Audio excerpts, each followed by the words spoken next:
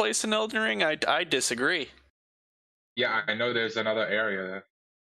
I think Mohg's Palace is the most annoying and difficult area. If not the Erdtree area and the what the hell, wherever Millennia is.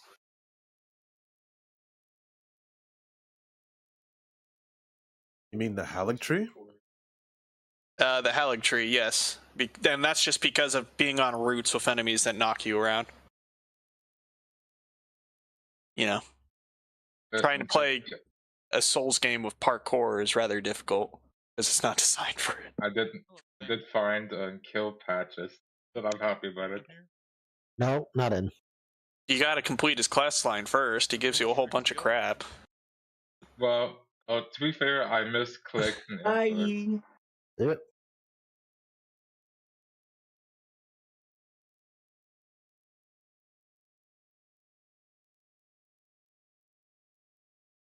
Good evening, everyone. How's it going? Well, let me grab some water here real quick. Ugh.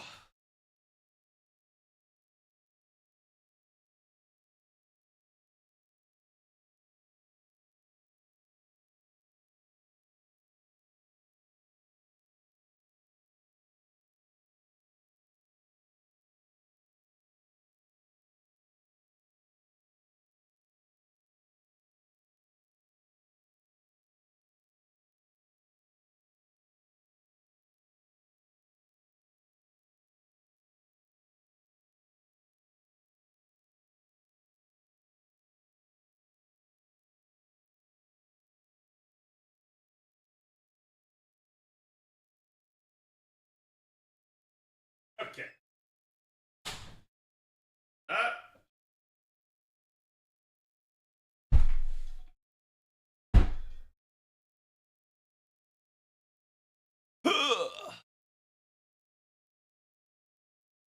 Hello, everybody. Okay, let me get my tweet out.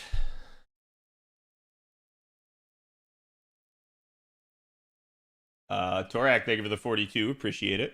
Yes, chat, we also have Christmas emotes. I'm sorry, I completely forgot. We changed that over earlier today.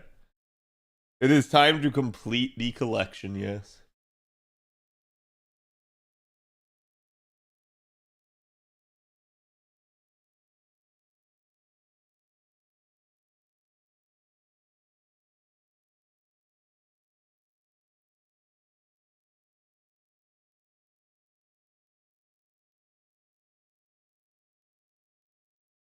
I also want to say to any of you guys that are playing Baldur's Gate 3, you do not need to uninstall your game in order to be able to do the update like Larian Studios indicated. They're incorrect. Steam does partial, like, unpacking if you don't have enough space. I don't know what the heck they were smoking by telling everyone that.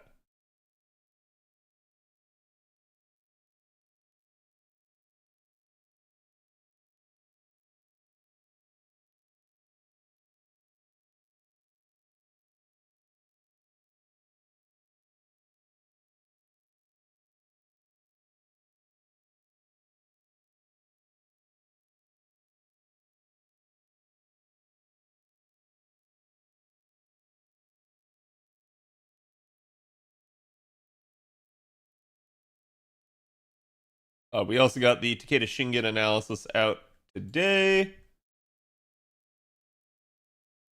So if you guys haven't, go check that out. What? Not what I copied, but okay.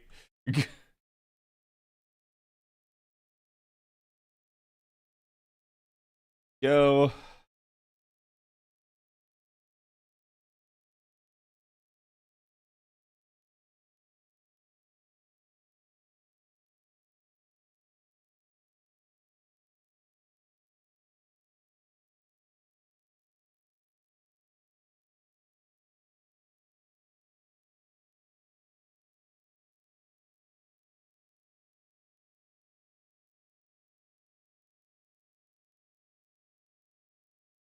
Damn wild, I got people unfollowing me on Twitter. How dare I post FGO news?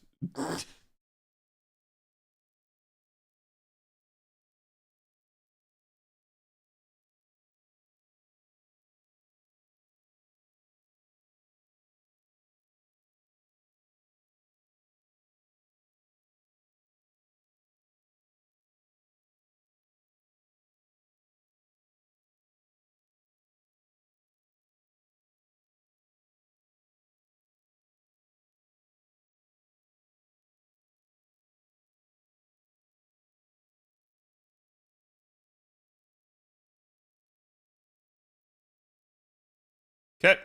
Tweet is live chat. Do me a favor. Go give it some love. As always, that helps me, helps promote the channel, helps promote the artist whose art gets used in it from the prior stream. Again, I hope everybody is doing good tonight. I unfortunately did not get to complete my normal ritual, which is cooking for any SABERFACE I roll. This is the second time this has happened recently, and I am ashamed. The reason I didn't get to, though, is one, because I forgot, and then two, even when I remembered, I got stuck taking care of my parents' dogs this afternoon. I just would not have had the time to cook. But we are going to be rolling here shortly, so let me grab you guys today's art link. And let's get this party started. Hello, everybody. Here is today's artwork. And then name of what? Playing Surfer Girl by the Beach Boys does not work as a catalyst for Surfer Ward. Oof. There's today's artwork. If you were asking who the starting art is, that's the art of my mascot Aurelia, and the artist for that is Kaito Fuma with 2 U's. But again, hope everyone's doing good. Tried rolling, didn't go crazy like 410 pulls someone NP1 semi, thought it'd be okay. Nice. Me would have poisoned it. That's a good point. I didn't even think about how ironic it is that Semiramis and Mordred especially are on a banner together, given their fight in Apocrypha. I guess if anything, they don't have Shisigo in here, so they can't like put him on the banner either. But yeah, let me get my AP ticking here so that we actually have time to do the rolls. Obviously, on an A, still nothing going on. We're pretty much in a holding pattern. Kind of remember, you guys got the interludes to do, so make sure you guys go out there and do them. But, you know, all the focus right now is on JP. Today we did hear from the devs as to what the materials are going to be for the raids. There are, I think, like over 20 materials that are going to be available, which pretty much screams multiple raids. So it's not just a singular one, as best we can tell. And as a result, that means that it's probably going to be a fairly robust event for something like that. So, yeah, naturally, we're going to have to hit it pretty hard. 4 a.m. raids, I heard 28 raids for it. I mean, as long as it's 4 a.m., we should be good. Yeah, do you like the new Kagetora? I mean, I've seen the pictures, but I haven't heard anything.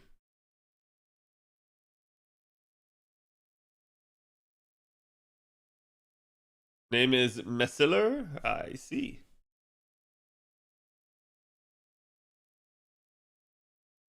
Dude, Twitch wants to watch 7 ads. Yeah, if you guys want to like pull up the YouTube stream on the side in case something like that happens, feel free to. Not gonna bother me which channel you watch on. Obviously, that is the advantage to YouTube, is YouTube just does not have really ads in that regard. And you know, again, for anyone that's new, understand, like, really a lot of streamers don't have very much control over the ads. Like, I can control the frequency it's run to an extent, but that's about it. And it's really kind of dumb. A lot of us have been championing for Twitch to change the way that they run ads, especially like the type of ad, for years, because it's just honestly kind of rough. Hello, Robo. How's it going? Oh, I actually should have used the Mystic Code there, so this might lowball. Why couldn't Surfmo be in the same as Kama, right? Vlad and Karna, the only 2 Apocrypha servants that I don't have. I mean, at least both are permanent. That's kind of interesting, though. So you might get an opportunity that one of them shows up at some point. Hello, Ein.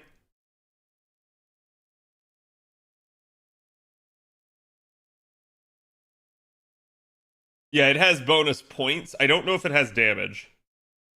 Someone else would have to tell me on that. Pat Schmack, thank you for the follow. Welcome.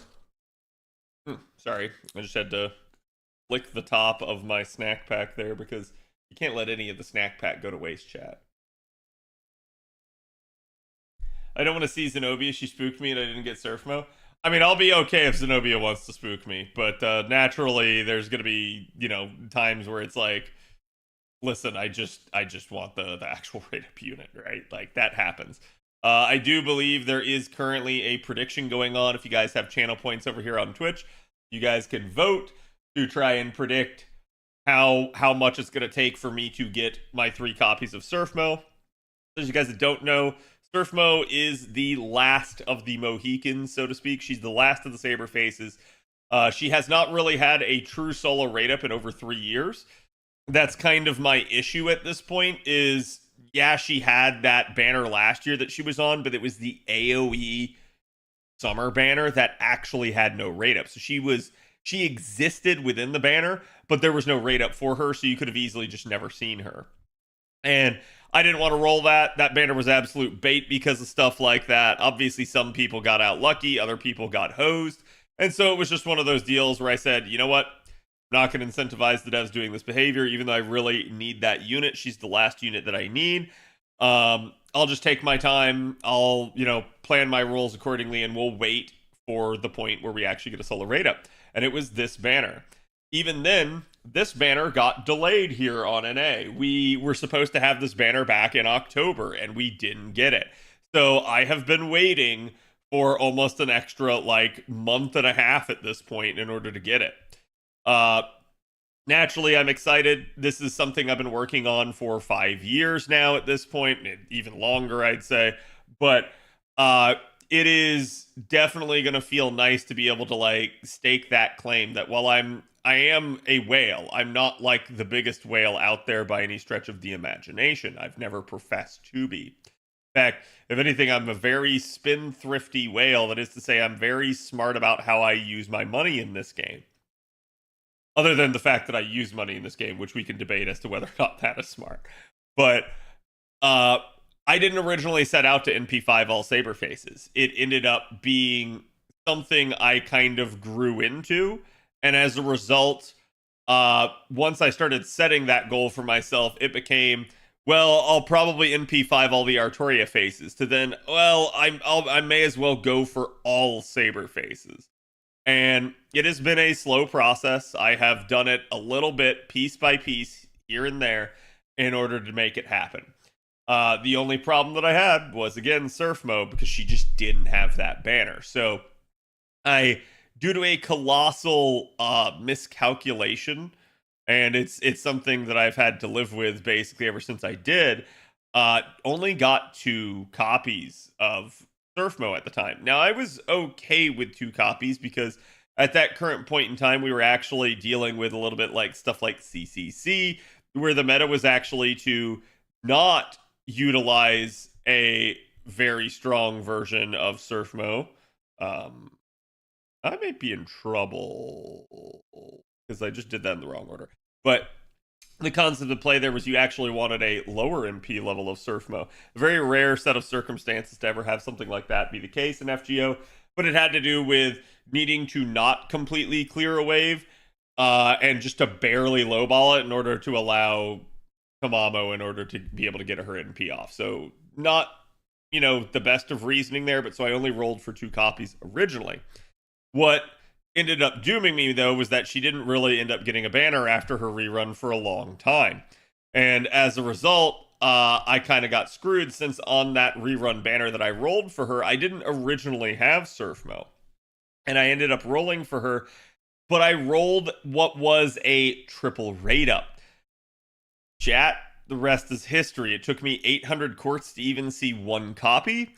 And at 1200 courts, I got my second, and I was done. I wasn't doing more because it was that nasty already at that point. If you ever have the opportunity, do not roll a triple rate up for SRs. No pity even for them nowadays. And you really just don't want to put yourself in that situation when you only need 1 unit. I told myself, well, I want the other units, and I'll try to get them. But the reality that I faced is that I just did not actually get really that many units to begin with. And the units that I did get were not the unit that I wanted. And that's why I say, even still to this day, be very careful if you ever roll some sort of dual rate up or triple rate up at that point. and understand that the roles can go either direction. They can go any way that they could possibly or conceivably go. And you, if you're going to roll that, need to be able to accept the outcome. If you think you can't accept the alternative, like let's say your goal is actually to get one unit and that's the real unit you care about, you probably need to stop once you get the other unit and wait, rather than trying to force it to happen and then keep getting upset that you're not getting the outcome that you desire, because that's just the way gacha works, and it will eventually screw you if you keep doing that. So it's a good idea to always exercise patience and to not end up in one of those situations if you can help it. Hello, Natasha. I don't spend money on banners unless I'm willing to go to pity on that banner. Yeah, and I'd be honest and I'd say that's actually probably a smart approach, right? Like, as long as you are spending within your means and you know what your goal is and your plan is, and you have a like clear path, I think that's a good idea. It's when you start trying to go like, well, as long as I get lucky, I'll be fine. Don't ever count on luck to occur in a gacha game. Never count on it, because it just won't. Snagged 3 copies of her yesterday for around 390 quartz worth of rolls. She's 120 NP5 now. Nice.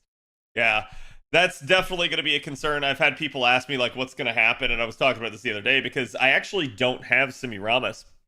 Semiramis was a character that was originally on my, like, you know, to-do list, where it's like, oh, well, she's come out. I actually, like, I don't hate the character by any means. I actually think that, you know, she's got a pretty attractive design, and that overall, like, I didn't hate her role in Apocrypha, right? I thought she was a pretty cool character.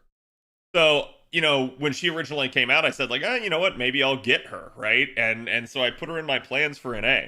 And by the time she rolled around on NA, I was very much on the fence as to whether or not I actually wanted to roll for her, and I ended up deciding not to, and I just kind of punted her down the line. Later on, we determined that this banner was going to occur, and I said, like, oh, okay, well, then that's where I'll roll for Semiramis. So the question's going to be, what happens if I get my copies of Surfmo early, and I still don't have Semiramis? I don't know. I may go to pity and get Semiramis. I may not. It really just depends on how I feel based off the rolls as to whether or not I think I want to do that. Because it really is not a unit, like Semiramis is not a unit that I need. Not in the slightest. My account is robust enough to not have to rely on her. And even then, I don't think Semiramis is in the best of places right now within FGO. I think she drastically needs either an NP interlude or a skill buff to change the way that she works for the better. She's not unusable, she's not bad, but she's not, like, in the best of places, considering she is a limited SSR that really has received no real attention at all. And you end up having some of these welfares, especially from the Evocation Festival, that at this point pretty much all of them out damage her, and that kind of becomes a problem when she's weaker than sort of the free unit. Gad Simi already got an NP upgrade? Yeah, that doesn't mean anything. She needs another one like Vlad.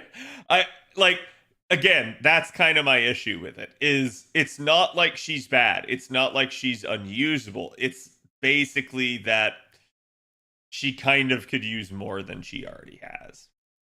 I think I'm saving until Arcuate now. Feels weird not to roll at all for so long. Listen. That sounds great. I'll believe it when I see it. And it's not like you in particular that I'm doubting, sir. It's just like, I hear this all the time from people where it's like, yeah, I'm gonna save until that banner next year, and then they end up rolling like 3 banners in the interim. You'll break. I don't know that you'll break necessarily, but like there's definitely people that have issues saving in this game, and so I've learned not to believe. So prove me wrong, right? Make me eat my words. Be the frugal saver that you want to be. So hard to resist, yeah. Done a Surfmo and now I have NP6 Semiramis. Jesus, that's nightmare fuel for me. I don't want to have a session like that, so it's dreadful. Yeah, I think the problem becomes after a year of playing the game and you not rolling for anything, you almost go stir crazy because you're just like, I just want to roll, right? Like, one of the easy ways that a lot of people deal with it is to like start another account or to play a different gacha game and roll in those. But again, it really should just boil down to like having patience and having willpower. But I know it's tough, especially when you're looking forward to something.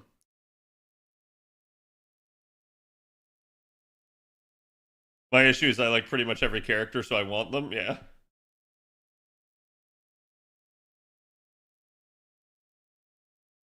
Isn't Summer Ibuki coming up? I chat every single time Summer Ibuki is gonna get mentioned, since we're already like a year out from her. You're gonna hear me say you don't have to have Summer Ibuki. So please get used to seeing that and hearing that because she is overhyped. I really gotta say, like, she's not a bad unit, but people begin to talk about her like she is the end all be all and everyone must roll. You do not have to roll her. And to be fair, same thing with Arcuede.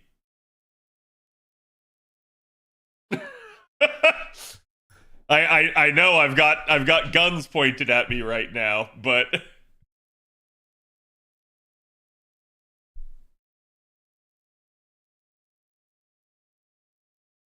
funny vamp is funny. I know. Real masters find a way to make their favorite servants work. Yeah, exactly. Like, it just boils down to if you want them, roll for them. But like, please, if someone says they're not rolling, don't give them shit, right? Like, don't be like, oh man, you're gonna regret that, like, because they're not. Like,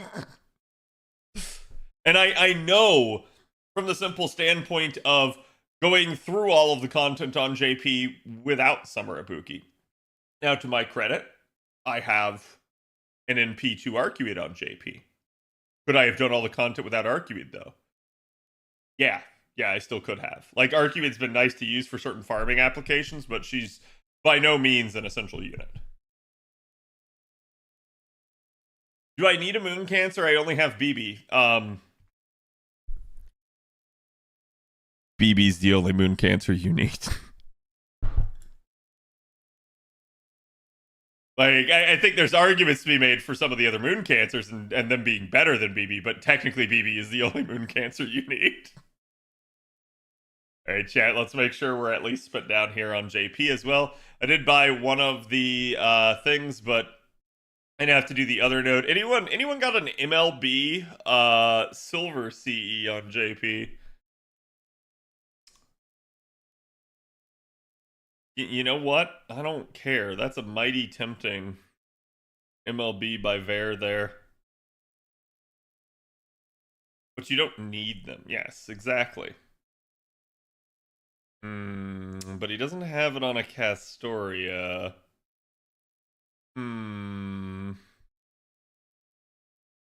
Well, we'll find a way to make this comp work.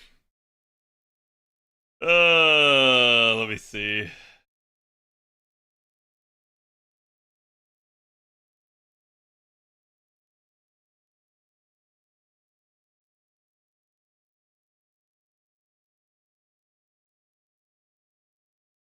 This may actually be a...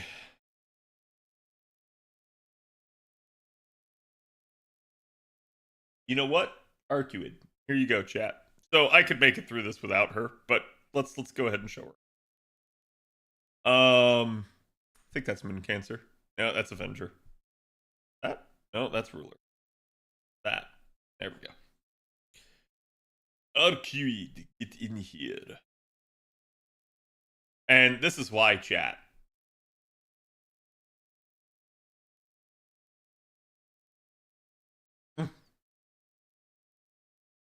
So, Cat is getting kinda close to being done with this shit.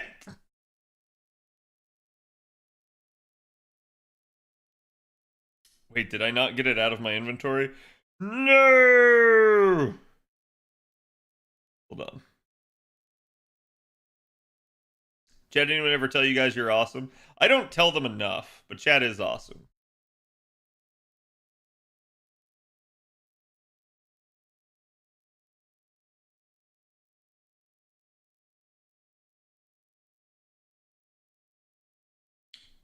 Okay, there we go. Get in there real deep like. No, you are awesome. No, you. Okay. That's 3 ordeal call nodes, then you're done. I know. I know. You think Rider Nagao Kagetora is possible for part 2 banner? I think you're going to see Nagao Kagetora. I think it's going to be a 5-star. What class it is? I would bet against Rider. And the reason why? Takeda Shingen. He's a Rider. So, like, I don't think they're going to give you 2 5-star Riders. Maybe she'd be a 4-star or something like that. We just have to see. Also, what the hell? What the hell? The freaking Nobus, man.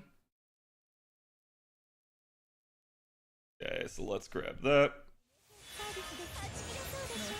This is the first time I'm really showing you guys the event as well. I kind of wanted to do at least one event run with you guys. Because I haven't, like yesterday we didn't get to.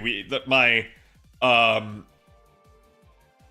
whatchamacallits, my storm pods keep coming up at this time, so I think what I'm going to do is I'm going to punt those till like the morning, but I do know we have the raids coming up. Oh, I'm hearing this double, hold on. I had it on monitor and output. Do you like my car? Yes. Yeah, like, low-key, it feels like this is an MF Ghost parody. Which is really funny because it's currently airing, but I assume it's more just a parody of, like, all racing animes.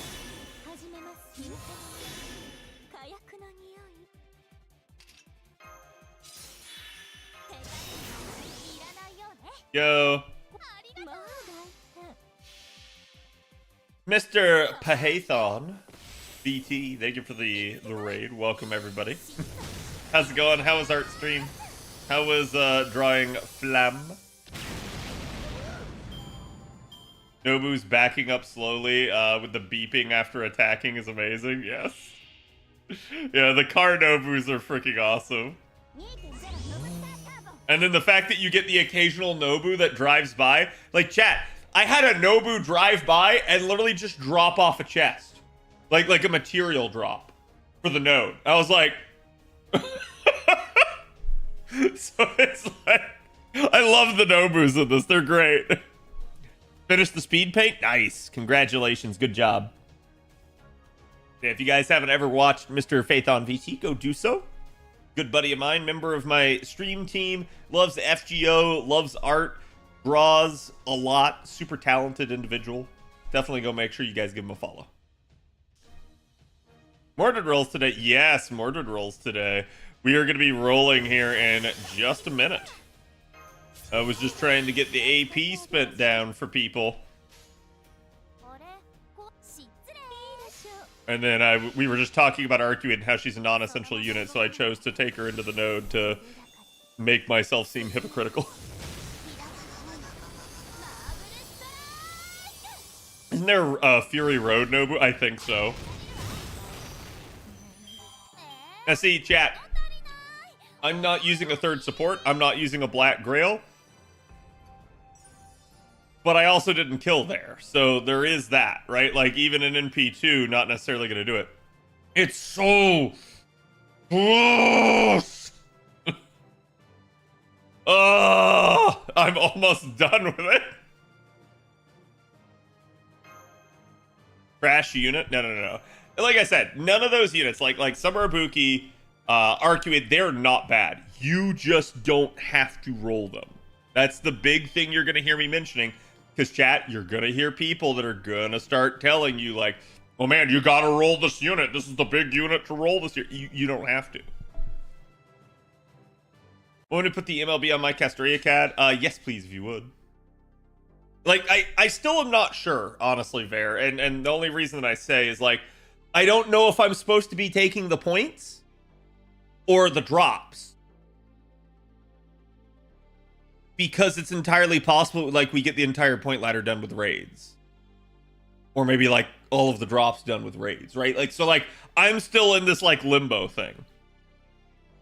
You take points. I mean, like, I haven't had any issue staying up to date. Like, I think, what is it here? So, we gotta have 160 by tomorrow in order to have this. And the raids don't come out until, I think, Saturday our time. So, like, who knows, right? You need 300k for the raid? Hold up, Trubs, why are you not sleeping?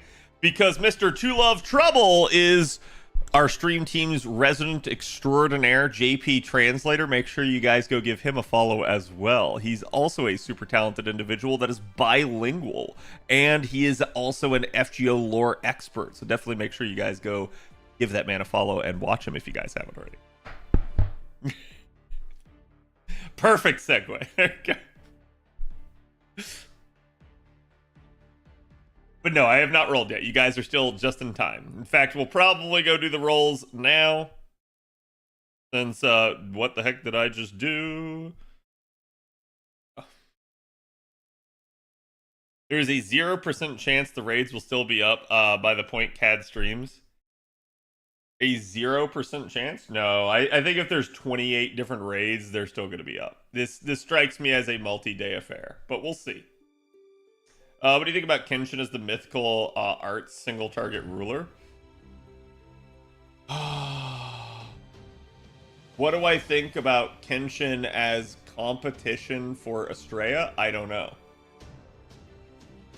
I don't know about that. You mean quick single target ruler? Because at arts, that's a spicy competition.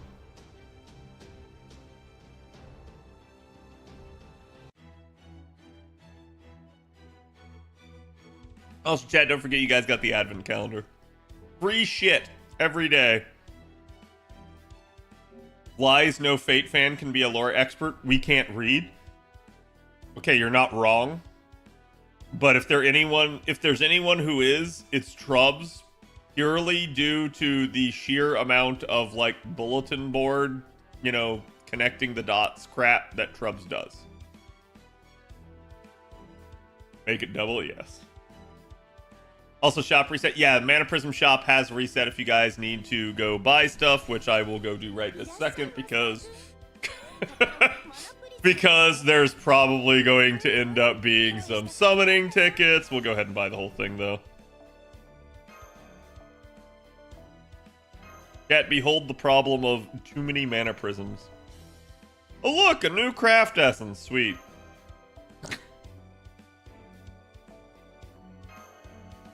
Let me just deal with all of this real fast. There we go.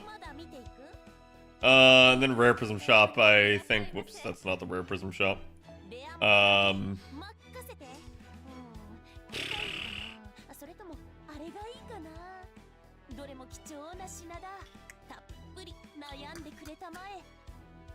I want to buy a bundle? Got 10. Chat, does anyone remember when we got the big influx of rewards on JP that gave out, like, all the extra resources?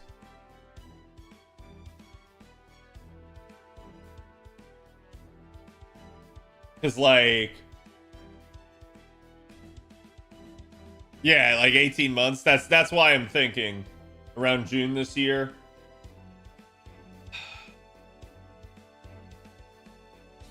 You occasionally get a couple for free, but, like, I don't know. We'll see. I'll make that judgment call after we roll, because I'm probably gonna get some rare prisms here.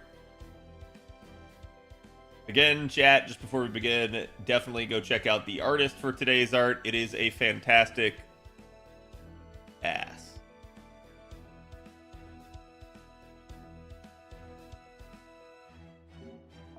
But okay.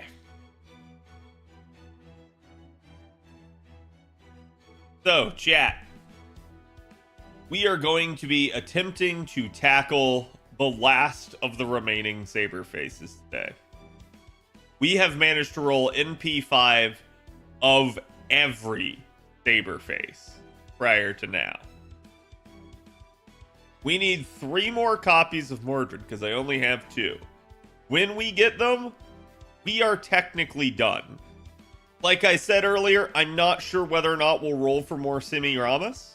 Like whether or not we'll try if we haven't gotten her at that point. If we get Semiramis early, that solves that problem for me. But if we end up in a scenario where we have all the Mordreds and we don't have Semiramis, I may go to pity at that point. We'll just see. But it is definitely a interesting thing. But anyways, let's go ahead and begin. These are rolls that I've been waiting for a long time. Until Zerturia? No, actually until Beast Umu is the next SABERFACE. So we actually have quite a bit of time. Over a year. NP7 Semi, here we go. Is Semi NP0? Yes, I do not have Semiramis in the slightest. So definitely an intriguing situation. Like I said, I had occasionally told myself, like, hey, like, maybe I should get Semiramis. She was originally in my plans, but I kind of decided against it because her performance has not been too great. But I don't, like, hate the character by any means, so I wouldn't mind having her. It's at 18 months.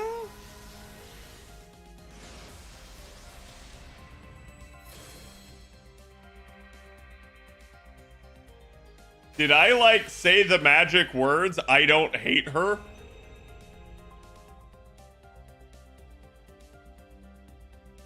What?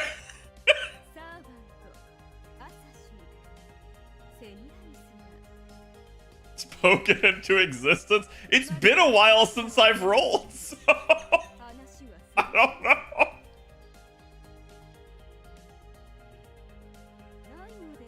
Chad was so sincere with his I don't hate her and attracted her, maybe.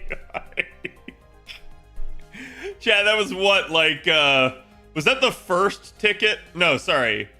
Yeah, was that, because I did the YOLO solo. It was 2 tickets. Okay, yeah. So I was like, good lord, man. Her standards are just so low. Oh, thank you. I'm glad you think so little of me. Chad hit pity early. Yeah, pity's gone. Chat, we're rolling for 4 stars. Ain't no pity. So now we're in basically uncharted waters here. This is gonna be fun. Same thing happened to me when wanting Mordred. Yeah. Did someone say more 5 stars? Right? Like, I can't wait for it to, like, flip around, be Gold Rider, and then, like, it's a 5-star Rider. It's like Achilles or some shit. Link to the art behind chat. It's always in the art command. I always sauce the art. Definitely go give the artist some love. It's a fantastic Mordred art today. In before Drake. I mean, Drake, I think I'd laugh. Like, have you gotten Europa yet? Yeah, I did roll for the token copy of her. I don't think she's ever spooked me, though. Don't jinx yourself. I mean, at this point, we've already got Astolfo showing up, so it's gonna happen, chat. You just gotta live with it. Bodegon, thank you for the 48, chat. Can we get some love for Bodegon's 4-year anniversary? Oh god, and then there's John right after that. What the heck? This is an Apocrypha banner. Oh wait. No, that's MLB of that C. I only ever got 4 of that. Finally, that craft essence is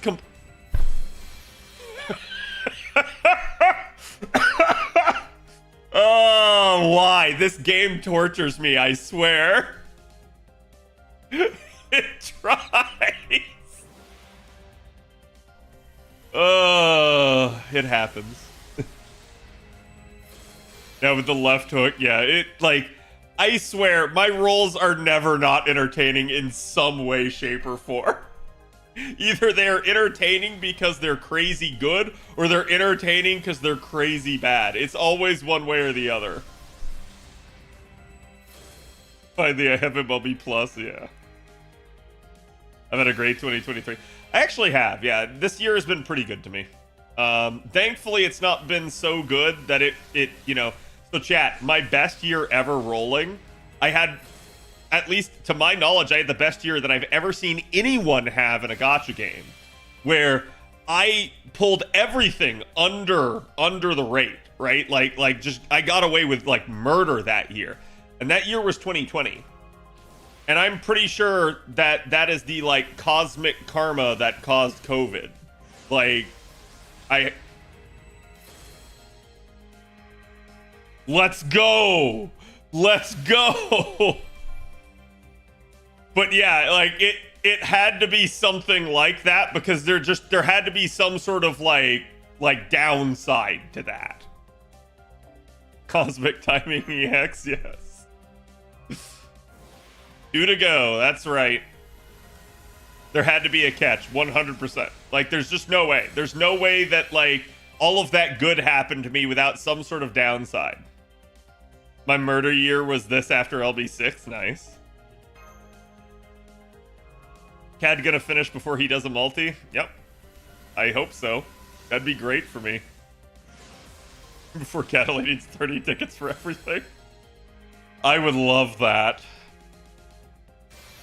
Cat accrued that much bad karma. Okay, so to be fair, and the real reason, okay, so I love telling that joke about it being the COVID year, but like the real reason that my 2020 I think was so good was just how bad my 2019 was.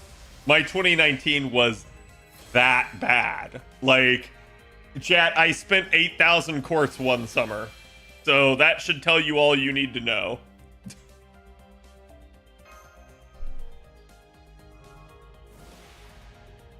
I'm literally pinning his rolls at the top of chat. Thank you. Appreciate it. Was this year got Oberon and Koyan in one multi? Nice. That was my year on JP as well. And it basically, like, I ended up making it through that whole LB6 gauntlet. I think I blew my load on Morgan. I had nothing left, and then like with basically like tickets, I ended up pulling both Koyan Sky and Oberon. So I got out of there like you know, a bandit basically. Frank, this is chat. We can't read. You should know this by now. Wait, if you can't read, how are you typing though? Because like you have to know what to type. I'm on to you, robot.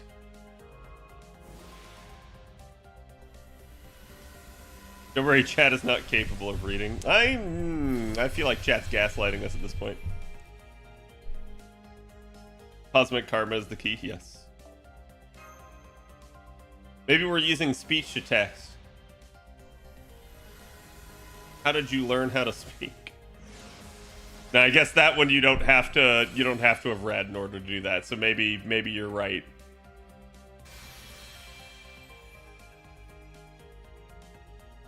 Luck be a lady? Yeah. I hope so. I hope it's the right lady, though. So far, this is an amazing start, but I get the feeling it's going to cool down now. I learned how to speak from a young age. Wait, but you're still young. Or are you sure you've learned how to speak? Hello, Jeff. Bad sign? Yes. Bad omen. Oh, wait, hold on. We've got the Griffin to chase things away. Believe in your street, Cad? I should. Back in the day, I too spoke. I see. Shinji, Mapu, Tofu, and Bento. Yeah, this is technically 61 quartz deep because we're still on tickets, but I didn't have that many tickets saved up, but enough. He can't be young if his birthday is every day. Oh, that's true. Avalon's actually like the oldest person here. Wait, did that message even have caps in it?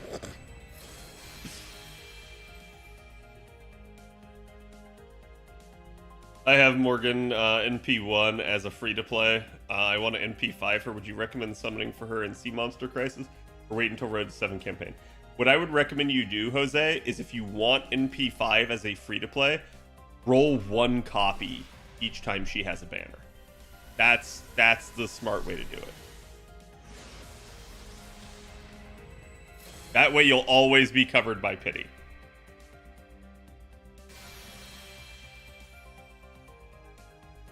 Avalon is our 5,000-year-old lolly. Oh god, please no. Greatest in Pilgrimage too. Yeah, it's wild because when I was originally rolling on some of the Apocrypha banners, I never caught copies of that CE, and now it's just like raining. Damn old people can't trust them, right? Oregon is particularly popular and has enough banners to pity NP5. Does she? I know she has 4, chat. Has she gotten a 5th? I actually have not paid attention at this point. I kind of stopped paying attention because it would aggravate me the more I paid attention.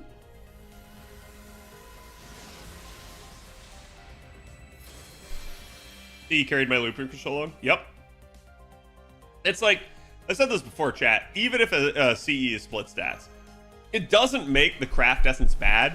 It just means you don't want to level the craft essence. You don't want to take the limited experience that you already have to level craft essences and waste it on something that's split stat. So you can still use it. It can still be decent for you just for the effects of the CE. Just don't level it. That's really all it boils down to. And that being said, ideally you pretty much only use CEs that are level 100, but obviously there are cases where that's just not the point. You know, again, like in events and stuff like that, you're going to get an event C and you don't need to level 100 that CE right away. So don't do what I did with Grand Puppeteer and Poolside Bar. Oh no. Can't wait for Christmas Lotto. I'm planning to 120 my Morgan. Actually, so for those of you guys that are caught up on story, you're going to get Grail casting with the turn of the year after Tunguska. So you'll have a Lotto, you'll have raids to farm everything up, and then from there, you're going to get Grail casting. And from that point on, chat, you'll be able to print 2 Grails every month. So, assuming you have coins, right? Definitely a really nice thing. But this is why, like, I should be done, I think, with my Artoria by the end of the year. And then my plans accelerate. Like, they start going way faster. Like, my NA is going to end up outpacing my JP for 120s. Because my NA is that much more capable of an account. So it's actually kind of interesting in that regard, but definitely something that, like, if you guys don't have a lot of FP, if you don't have a lot of coins, you're not going to be able to get all the Grails printed all the time, and it's going to cause issues. My JP account's a more free-to-play oriented account. It has managed to farm decently well in lottos. It does have, ooh, nice Winter Crystal. It does have quite a bit of, oh, it's my first on NA, okay. I'm used to seeing it on JP, but that's my first one over here. So I only have 1 ticket left, chat. We're going to end up just instead going with the multis now because I don't like basically rolling the tickets at this point unless I can get to the full, like, extra roll bonus. What MP level do you feel Surfmo is needed to farm well enough damage-wise? At least NP2, I'd say. NP1 really does struggle. It's not that you can't amplify it enough to be able to work. You could. It's just there's definitely going to be some problems in certain nodes, especially if you're not taking like an Oberon or something to really amp damage. Like an Oberon, a Tamamo, some sort of really good third support. I like Morgan, but I got her to MP4 from the banner back in June when all I wanted was bar test. Yep. Stupid coin system. Yeah, I think that's going to be the big problem. Like I said, my JP account's free to play at this point pretty much, and it has managed to accumulate at least some coins, right? Like, and with that amount of coins, I have managed to be able to, between the coins and the FP basically, subsist with my Grail casting. I've never missed a single Grail in the 2 years that it's been out. That being said, I'm on borrowed time. I probably have about like 4 or 5 months left before I run out. And at that point, I can't Grail cast every month anymore. Like, it's a little bit of an issue that they're going to start to have. Because I gotta imagine if I'm running out, people have already long since run out. People are not doing it. And I think a lot of that boils down to how the FP system currently works and just how monotonous and tiresome it is for people to roll out. I got no summer to Oki to J Soji, but that's okay. Majin Saber is better anyways. Well, actually, no. They're both Black Grail loopers now, which is hilarious. But yeah, I mean, if you like one, go for it. But why not just get them all? Just do the Giga Chad thing and get them all. Mana Prism shop is empty again? Yes. I've run out of FP on JP. My JP is down to, I think, about 7 mil. And we will have a lotto, so that'll restock me. But, Chad, I end up, with every single one of these Grail castings, spending somewhere in the order of, like, I don't know, I think it's about 1.5 mil to, like, 2 mil every single month, at least. So that's, like, it burns down pretty fast. And that's why I said, like, I think I only have about 4 or 5 more months.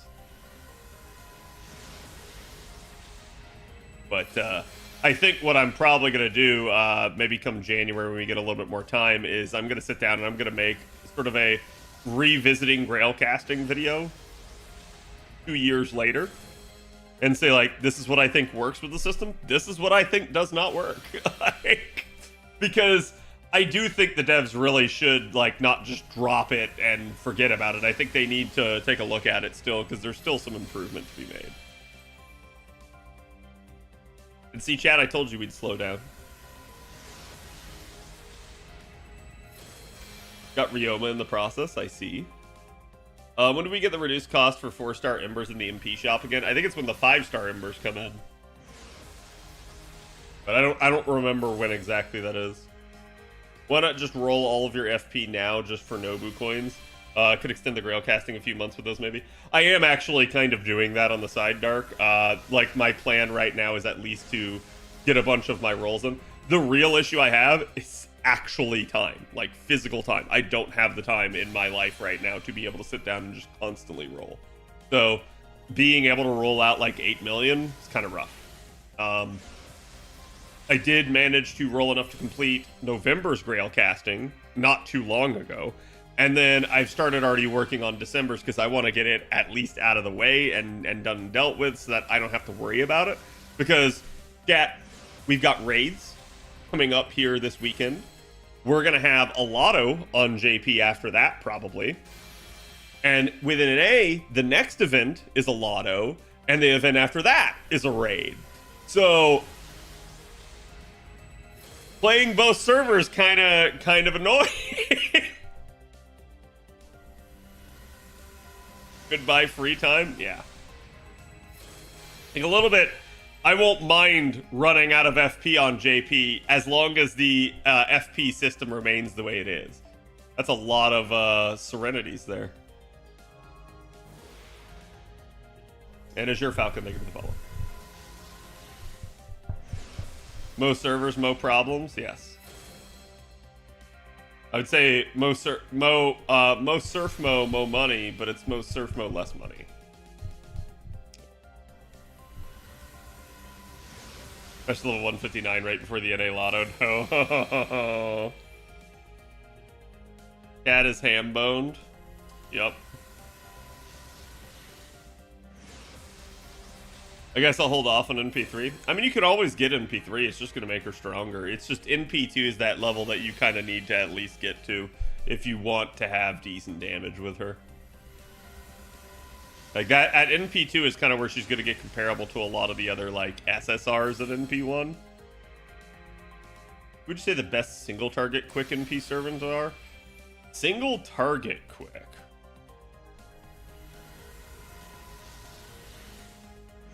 For Sabers, it's Okida. Interestingly enough, there's no single target SSR quick archer. So you're probably looking at either the new Welfare or maybe just Santa Altera at that point. Caster's easy? Yeah, well, there's only one, so... Lancer for quick. It's Shisho. It's still Shisho.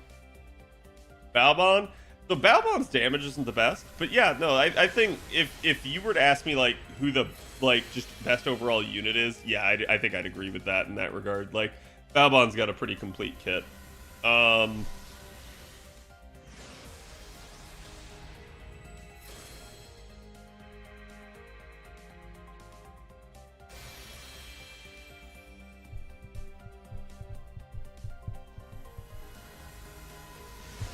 Rider's weird. So it really depends on what you're going for, because you got the 3-star budget form with the Ushi, you've got 5-star Maid Altar, and then you've got Kentoki that has charge. So like in terms of raw damage, the answer is actually Maid Altar.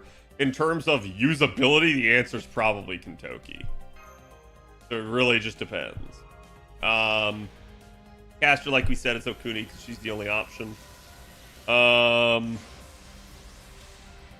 Assassin, it's Kama. Like I love me some MHX, I love me some Jack, but it's Kama. Berserker, MHXA. I'm not really sure there's really any competition there. And then I don't know that we can really do the extra classes, because they don't all have one.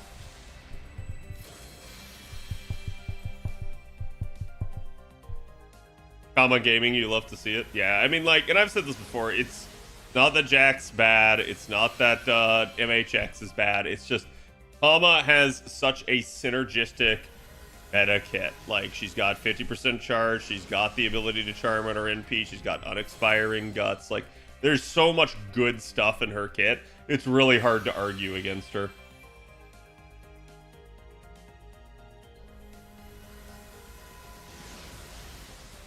$21 tickets with the monthly reset and got 2 Semiramis but no Mo. Ooh. Unless Beast is one of the raids. I wouldn't be surprised if they did something like that. I would not be surprised in the slightest. Maybe have a Squirtoria pick for Surfmo's Catalyst. I don't think I need any particular Catalyst, considering I'm surrounded by them.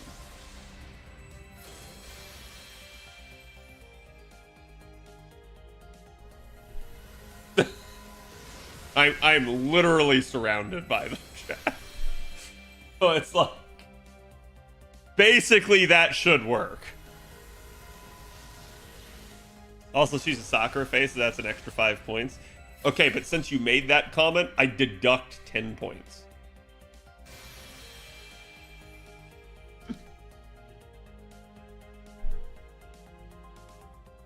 There was a Lartrea Fumo.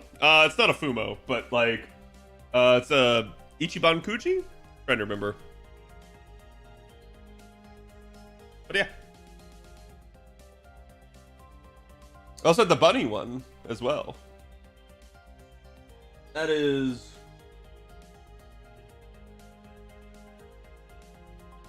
back there on, sorry, right there.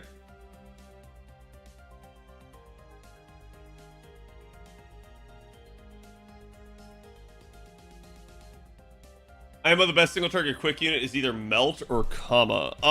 I definitely think there's an argument to be made for Melt. Kama is the best single target quick. I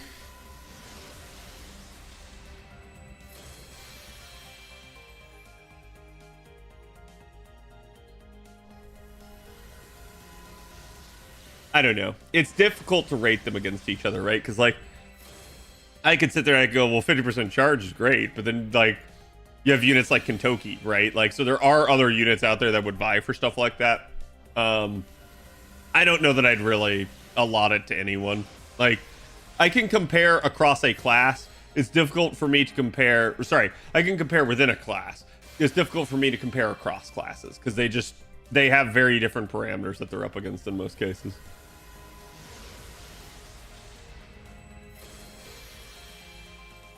Melt's insane with all of her buffs. Yeah, I mean, I don't disagree with that. Melt's also an alter ego, though, so that comes with advantages and disadvantages. But this is why, like, chat, the argument over who's best is a rather pointless argument. You're going to use what you're going to use. You're going to use what you have. You're going to use what's appropriate for the situation.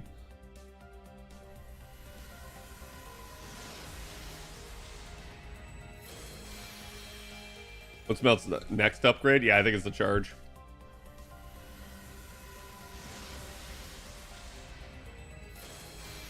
Chat, you want to know who I think? Here, I'll give you who I think has the best single target NP who's quick.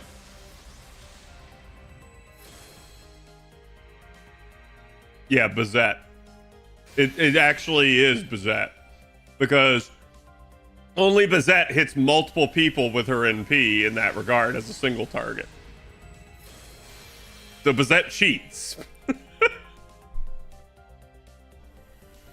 And she's technically not single target, so in that regard you could disqualify her. But, like, I don't know. Once you've used Bazette, once you've sat there and, like, cheesed a fight with it, you just realize, like, oh my god, this is so strong. Like, it definitely has its limitations, but if you set it up for success, it's just hilarious to sit back and watch an enemy kill itself. Fraggle Rock is busted, yes. As I've always said, I would frag a her McRimmets.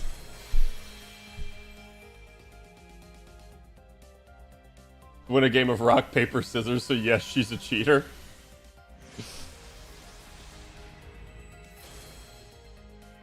Bazette versus Fluffy is fun to watch. I wish we had her when we were doing that. Like, low key, I also wish you could like refight the Fluffy fight. That's kind of, you know, where I agree with people saying like, hey, we either need like a harder form of story content or we need the ability to refight story battles.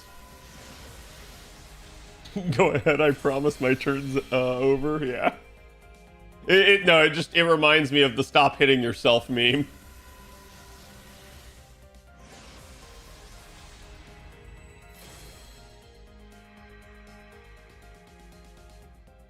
Oh, I just see the fixed post? Yes.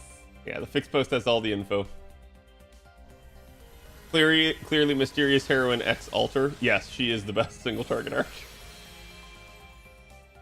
Have they ever said why they don't implement replayable story boss battles? No, they don't. Like, there's certain topics, chat, that they just avoid because I think they know it's a lose-lose situation. If they comment on it, people are going to get disappointed in them for not, you know, saying it's coming. And if they also comment on it, people are going to basically be like, wait, yeah, why don't we have that? So, like, it's just going to make everyone more aware. It's going to be like neuron activation.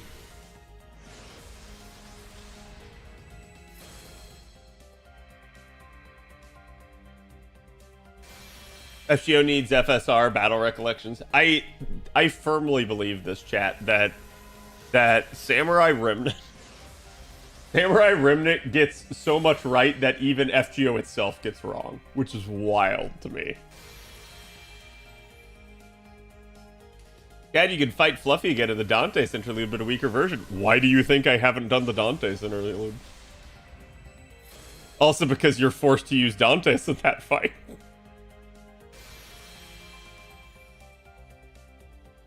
I'd love to refight the last two boss fights in the last Singularity. Don't want to say just in case of spoilers. Thank you. Thank you for not saying. I do appreciate that.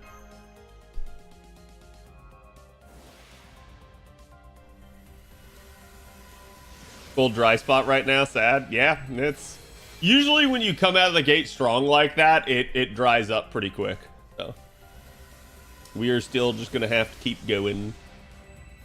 Heinous Interlude has Zeus and God Juno refights. Yep.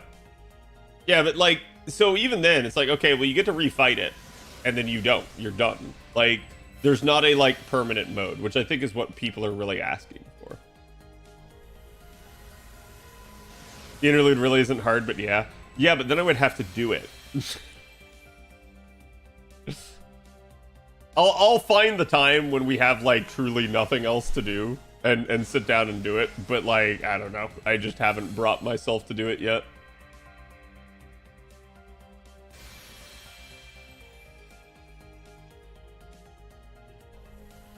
Desire sensor? Yes. Any surprising spooks so far? Nope. None.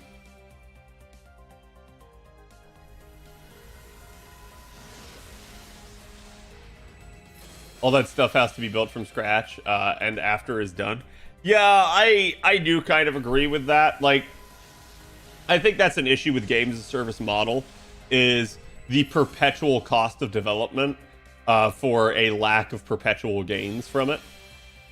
And this is, I've had the same stance when it's like we talk about them and their banner structure, right? And their strategy behind that. So if you guys think back to the time where it's like we went like 4 years without a Squirtoria banner and like 3.5 without an Arjuna Altar banner, like if you really think about that, all they're hurting is themselves when they do stuff like that. They're just literally not. Catch the Dolphins versus Jets. Someone's fired. Oh god. But yeah, like it basically just boils down to a like scenario of like they're not gaining money off of it. It's just them, you know, kind of shelving them. So why not give them more banners so that they can make more money off of it? Think Queen of Dark will be a better farmer than Arjuna Altar with second append at 10? No. Like, she might be in certain circumstances, sure, but like overall, no, I don't think so. It would probably boil down to, is the niche in play, and you know, are you facing something she's effective against, and how many MP levels of each do you have? If you had like an NP5 and you're up against Berserkers, and they're like Earth traded, yeah, your advantage is kind of to Queen Sky of Dark. But if it's like not that, advantage is probably to Arjuna. How's that buffed SR rate going? NA doesn't have it yet. Actually, when did that change occur? Because like we're still not even to the point that JP had pity, chat. So like you're still.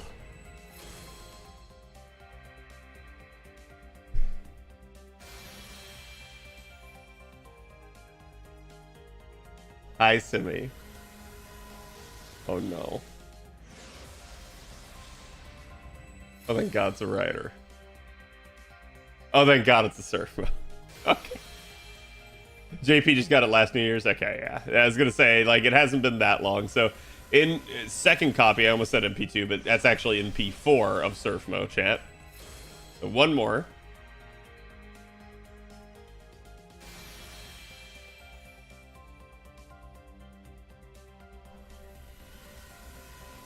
It's the Canis rolls all over again.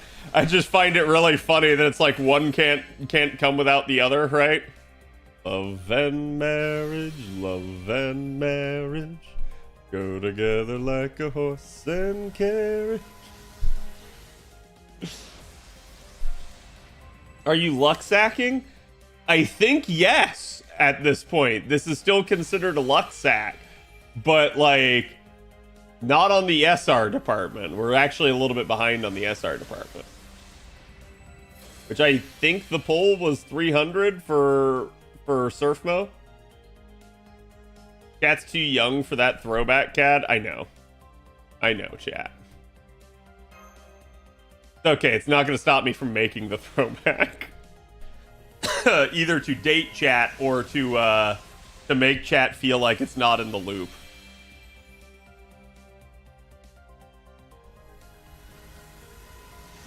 Didn't they reboot it? I don't know. Did they?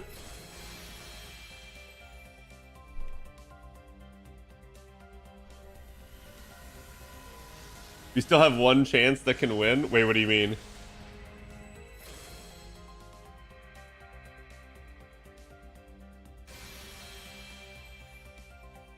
Oh, was there multiple choices? Was it not just yes or no in the poll?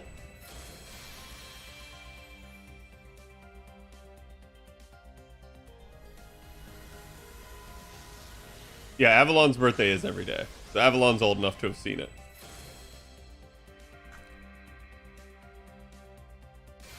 Zephyr Smells should be the NP5 semi.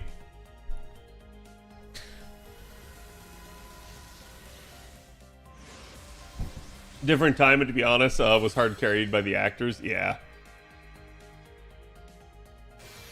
Gold Rider, Gold Rider, Gold Rider, get spooked, get spooked, get spooked, get spooked. Why do you hate me? I did nothing to you. What are we referencing? Chad is talking about Married with Children. It's an old sitcom. Samurai Remnant makes me want an OG Fate Stay Night game in this style. Yeah, I think the only difference is the fundamental, like, differences between the protagonists at that point. So, like, and actually that's one of my very few issues with Samurai Remnant is at the end of everything, kind of how strong they make Iori kind of seem. So, is dog cam making white fur yellow? No, dog cam. I think that's their bone. Find it. Let me see. They have a like tennis ball bone. No, it's just making it yellow. That is weird. I don't know what the heck is going on with dog cam. I think it's just a quality issue. It's a skill issue for the camera. That'd be weird with Emiya just taking out mobs, right? Like Emiya, and to me, a little bit, I think that's the difference between a game and a visual novel. A visual novel, Emiya is made to look a lot weaker, a lot more insecure, versus a game, they need the protagonist to be strong, right? So I think it's just a difference in storytelling structure and what they had to do. Looks like I'll level up before we're getting the lotto. Yeah. Where's the payout? I've been told that there's apparently still 2 possibilities that can win.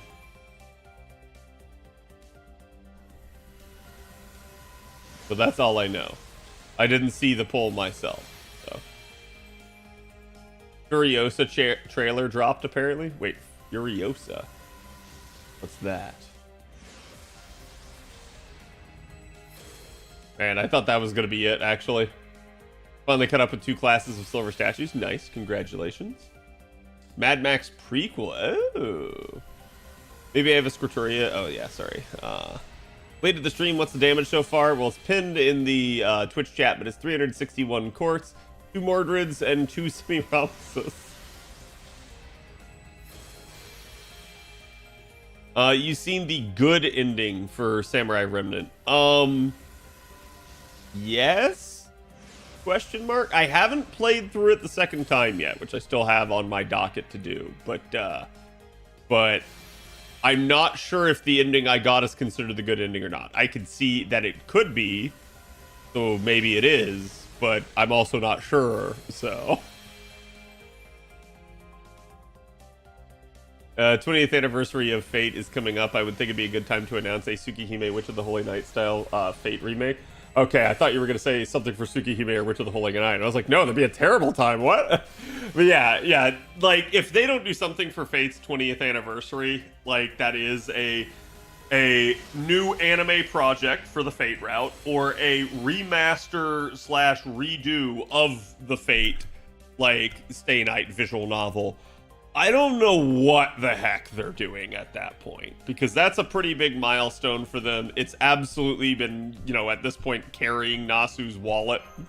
So it is intriguing if they don't do anything for it. Best I can do is a 15-second PV. Yeah, I'll also, to me, chat, this is low-key why I was hoping that they would get, UFO table lockdown, is because, that is what I was hoping they were going to do, is they were going to be like, hey, we are making a Fate route anime. Here you go. Boom. But we'll see, right? I'm not going to say they couldn't still do that. I don't think it would be with UFO table at this point. I'll settle for a Far Side release date. You can settle for that, but that has nothing to do with Fate. Maybe even add a new Ilya route? What do you mean? You already have the Ilya route. That's Prisma Ilya. Too busy with Genshin? Yeah. Well, like, you know, again, too busy with Genshin, but we don't even know what they're doing for Genshin yet. Like, the Genshin fans assume it's a full-fledged anime. We don't really know. They haven't actually, like, said or shown anything.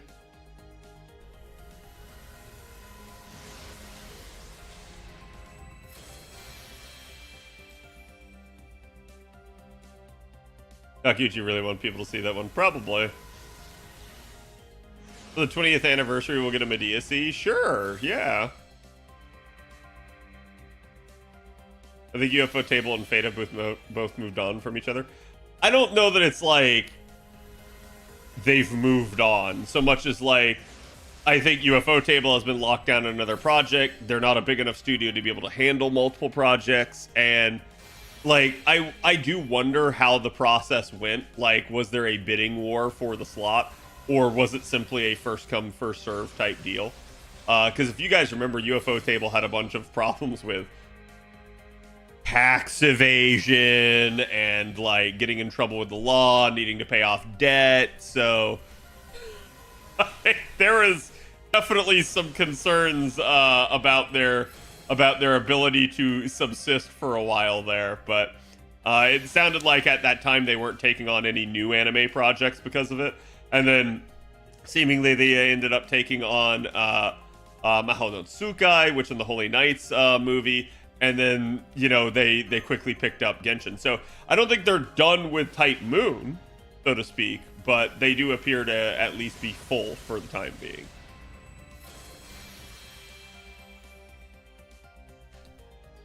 And now the anime history and contracts and bidding is hectic. Yeah.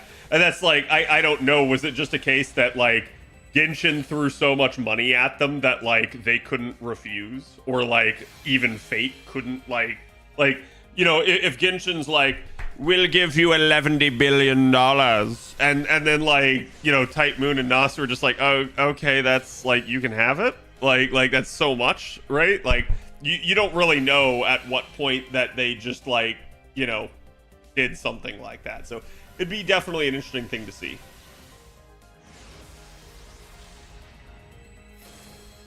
Animation quality of Strange Fake episode leaves me open to other studios doing work. Hell, even the anniversary song from this year in the anime style would be sick. Yeah, like, and that's the thing. I think, and I've said this before too, that Fate, especially like this community, has a big problem of UFO Table did a good job, and now everything is held to the standard of UFO Table, and anything that's not UFO Table, people naturally criticize. And I'm like, just because it's not UFO Table does not mean it's bad, right? Like, so people do have to give other studios a chance. Like, again, I can look back on something like, oops, hold on, I didn't touch my mouse. I can look back on something like Fate Extra Last Encore and say that, like, the issue with that wasn't necessarily the animation quality. I thought it was okay. It's more like Shaft and their direction of the series was what was poor to me. Like, the actual writing for it and the direction for it and its pacing are, to me, what actually got screwed up, not the animation quality. So, you know, a lot of people bash Shaft, but I'm like, yeah, but I don't think it's the animation quality that's the problem, right? Nowadays, they loan out animation stuff for big paycheck and small time periods, too. But yeah, I mean, I think that's why you have, like, even though I think it's A1 is doing Strange Fake, you have, like, Cloverworks and Mappa are both credited on it as well. Because I think it's exactly like you're saying. I think it's just, like, almost like contract work. I blame Netflix for Last Encore. Well, that's an interesting one. All right, hold on. Let me purchase a pack, chat.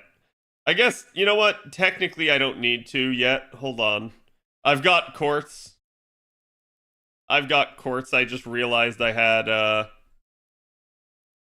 have the fragments here.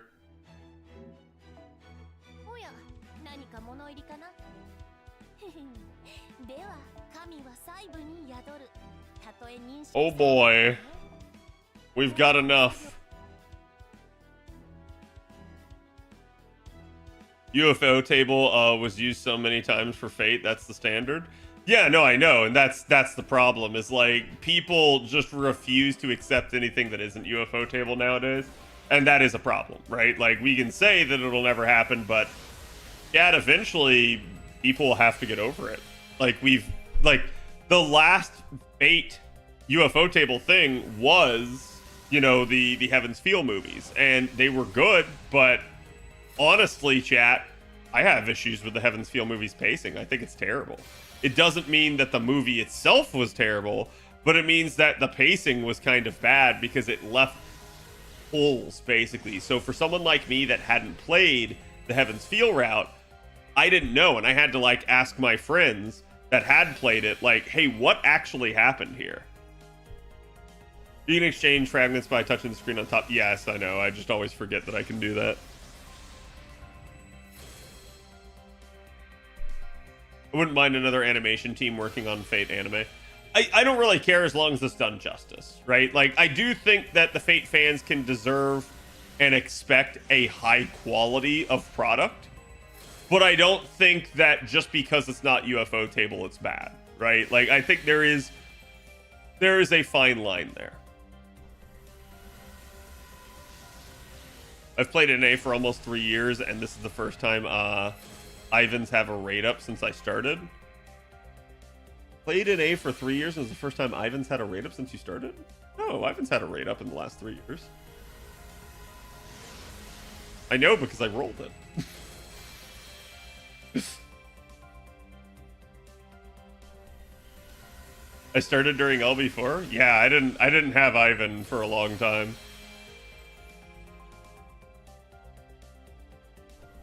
Could be worse, could be Studio Dean. I mean,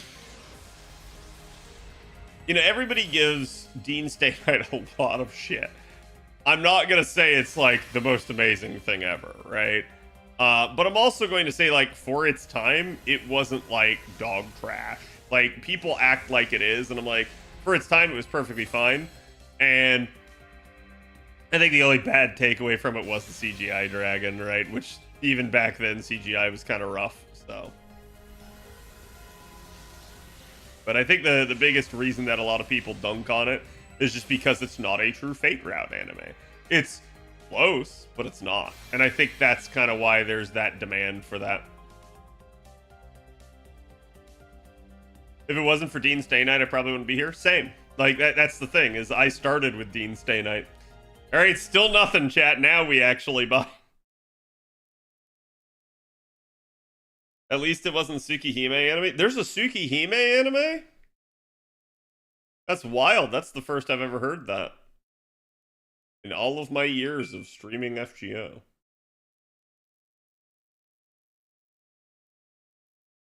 No one has ever mentioned that to me before. Okay. Here we go, chat. They're lying, there isn't one? That's what I thought, right? I'm just being gaslit again.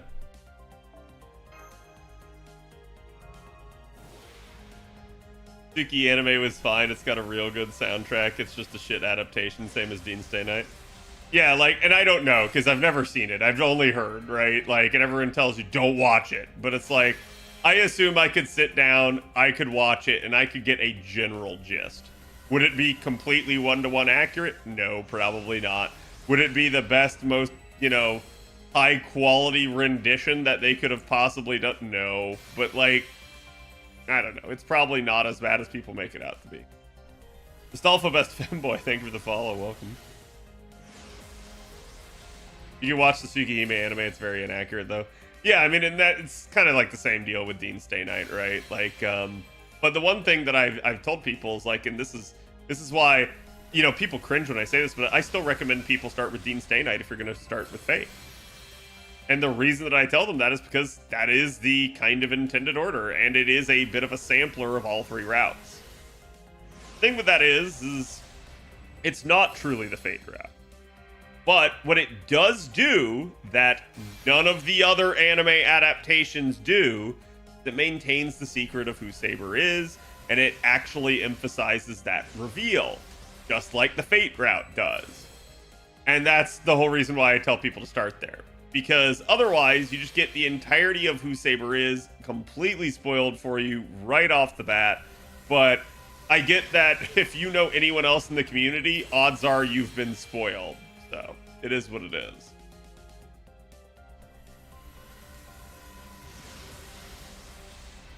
Maybe my next staycation, I'll crank out the Tsukihime anime. Why would you do that? Cheers.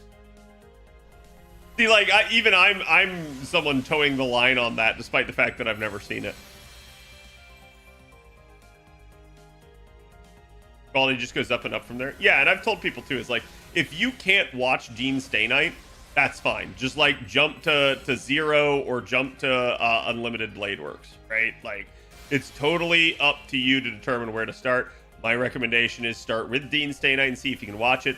But I feel like Dean Stay Night is old enough and the quality isn't quite there that if you watch Zero, if you watch Unlimited Blade Works, if you watch Heaven's Feel, you're not going back to Dean Stay Night. You're not gonna like see it in a positive light because of the disparity in quality at this point. So it's funny how people come to hate Saber because they're only exposed to her through Zero and UBW. Yeah, and like, dude, even a lot of the Zero people still don't even understand that. I've seen so many wild hot takes from Zero that people are like, oh yeah, well this happened. And it's like, yeah, no, you don't understand that scene at all. Like, it's really funny to me. I'm so old I can't remember when was the first time I realized who Saber was. I'm so old, but I still remember.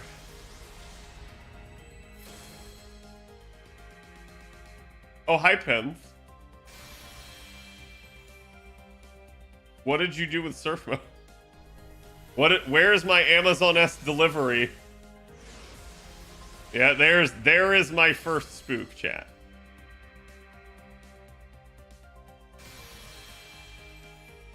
Came across Fate's Day Night through AMVs using Dean footage. Yeah.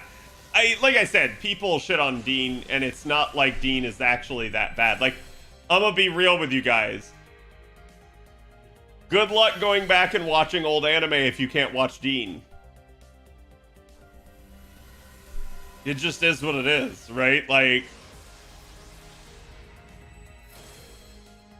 AP must suffer too. Wait, why? AP already has NP5 pens. I assume at this point AP only wants pens for the coins, though. The Dragon Dream scene was bad. Yeah, and I think like we can all agree on that one. I don't think anyone would tell you that the CGI Dragon was good. If you're as old as some of us, Dean was fine for the time it was.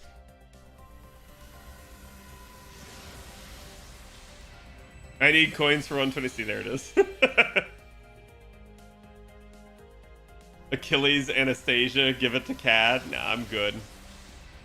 If this was 2011, you'd be crucified? For what? For which statement?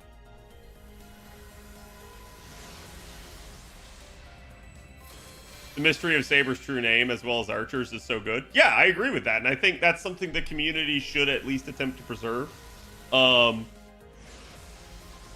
I think, like, and I've said this before, that, like, one of the biggest debates that rages eternally within the Fate community is where to begin Fate.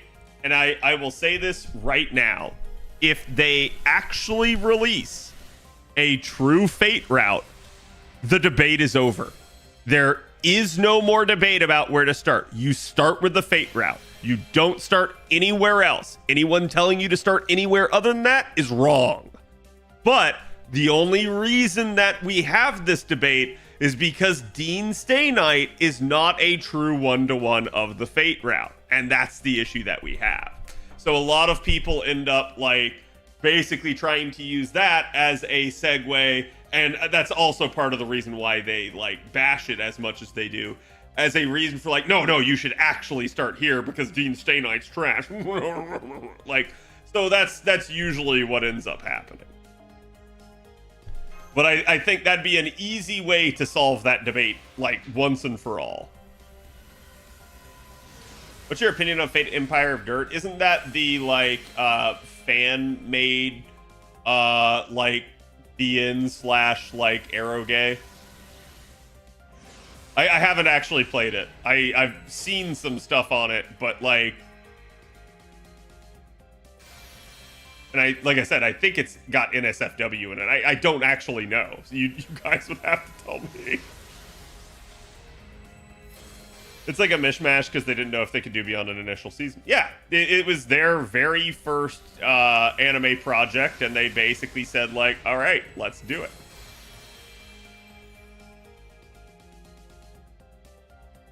The epilogue of the Fate route remains my absolute favorite. Shiro and Avalon always makes me cry. Yep. They made an Archer Heracles in Dean Knight. They made an Archer Heracles in Dean Knight? No. Fate Zero was actually what got me into anime. Fate Zero is great. Like, Fate Zero is still probably... It's tough. It's between Fate Zero and Unlimited Blade Works for me as to which one's my favorite at the current moment.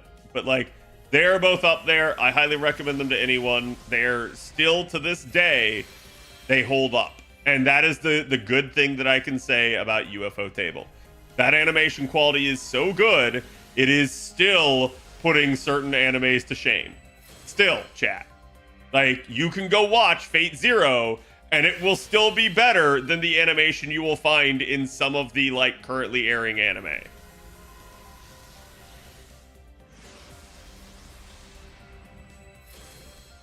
Spirit is definitely something out of all of Fate. It's definitely one of them. Yeah. Shisho in the motorcycle outfit is the hottest shit. Oh, so you mean, what is it, Kelty from, or Celty from, Durarara? Because they totally didn't take that idea.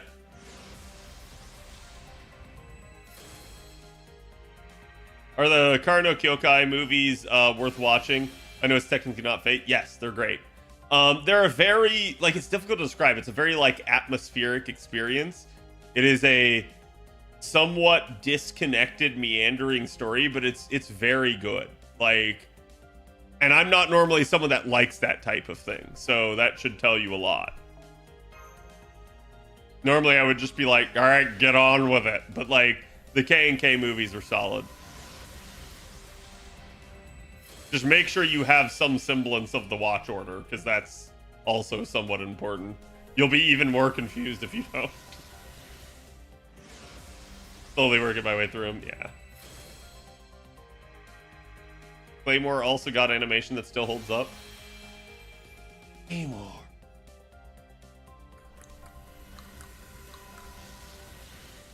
I mean, wasn't Claymore done in the same style as, like, the old Berserk anime?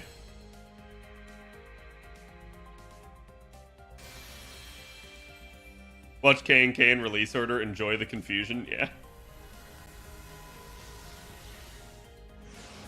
Fujino best girl, fight me? Okay. I don't like recommending as a starting point due to how you're kind of supposed to know what happens in Stay Night. Yeah, and that's kind of my issue with it as well. And it's the same way with Unlimited Blade Works. It's like, both of them assume you know stuff from their prior anime releases. So, like, basically, UBW assumes that you've watched Zero. Zero assumes that you've watched Gene's Stay Night. And it's like, because of that, you're just going to get spoiled, basically, on the prior stuff. Like, Fate, unfortunately, for better or worse, kind of does need to be watched in its anime release order. But it is what it is. People don't want to, they don't have to.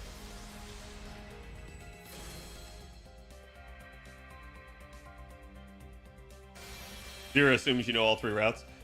So I've seen people say that Zero spoils you on, like, Heaven's Feel and stuff like that, but chat, I know for a fact that it didn't, and here's why.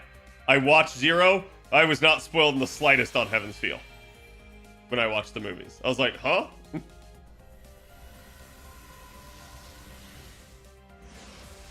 So I think they did a decent job of that with the anime release.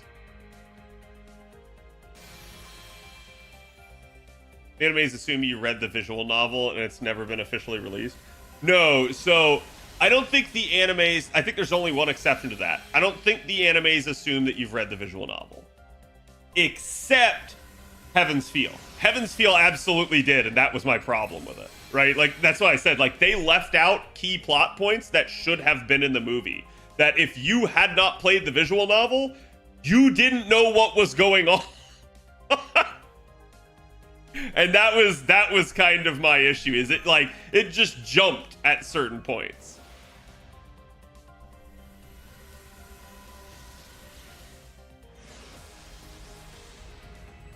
It spoilers Sakura's secrets, but not the full depravity of Heaven's Feel. Yeah, I would agree with that. Like, to me, Zero more hints at stuff rather than actually spoils.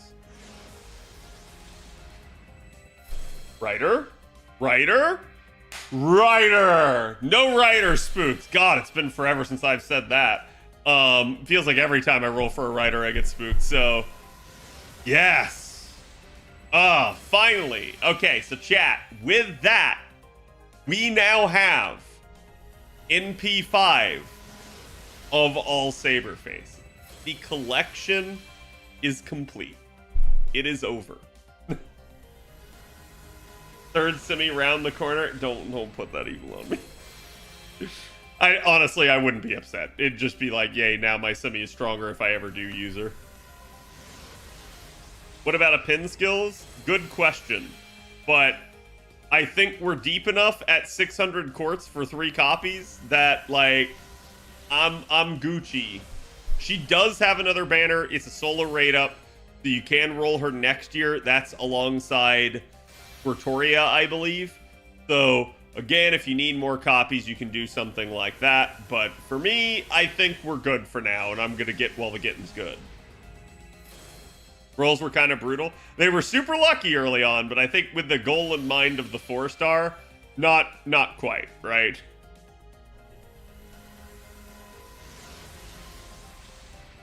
Also, did I see that payout before the roll actually finished?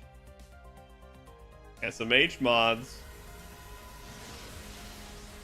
You never know what's going to happen.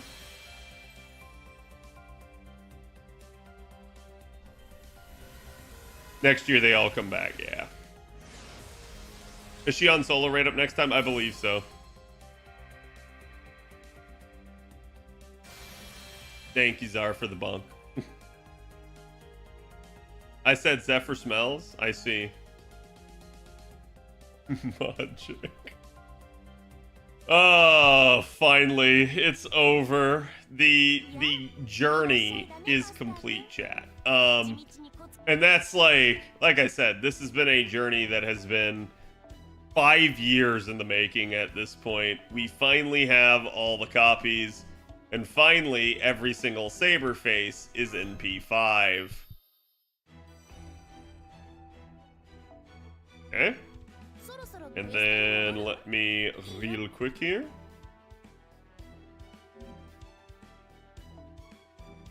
Oh no, I definitely need to combine. Otherwise I'm gonna accidentally burn a spare Semiramis. And I don't want to do that.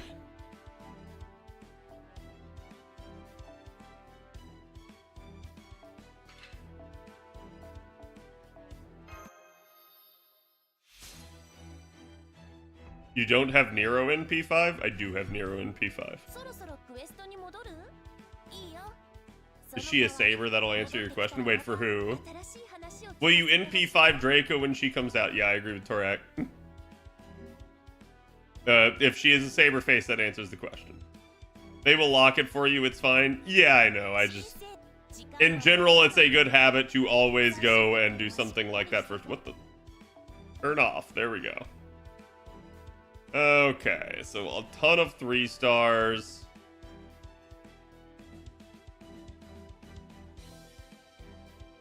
The singular pence. Boom.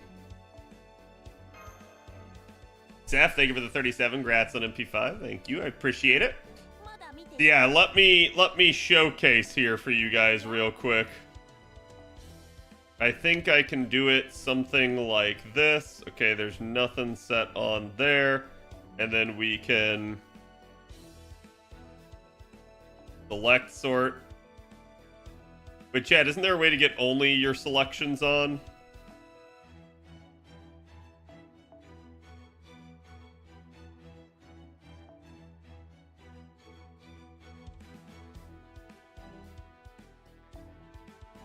feel like there is. At the bottom of filter. Yeah, selected. There we go. Okay, so yeah, and then we can do level.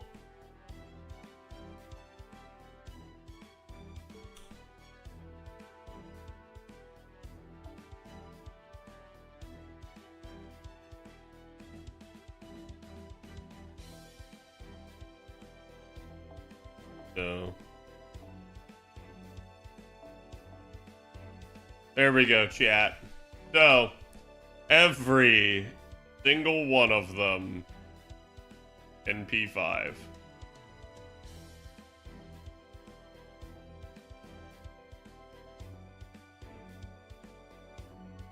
Okay. And the only ones we're missing are the new ones JP has. And that is literally Beast Umu and, you know, Berserker Artoria caster. So just that. Arthur the only male. Arthur is a special exception because Arthur technically is not a Saberface, but like, I mean, I don't know what you call him if he's not, right? Like, so I went ahead and pulled the trigger on that one. Also Summer Morgan, yes, also Summer Morgan, thank you. So 3 of them still remaining. And Arthur, yes, and Arthur. He's the fake real Arthur, yes. But yeah, they're all there. You guys can see. And just to give you guys a little bit of an update on this, logically, where is it? So, like, we've already 120'd both Lartoria and Bunny. Artoria is in progress, and the only reason she's not, chat, is because I'm actually, I think, like 1 grail short. Like, literally, I need, I think we'll get a grail from Christmas. Hold on, let me double check here.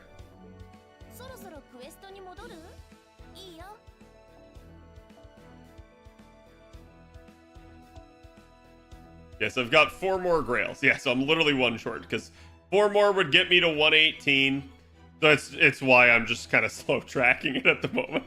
But it'd get me to 118, and then from there, I need 1 more. So it's literally, I just need the grail from Christmas.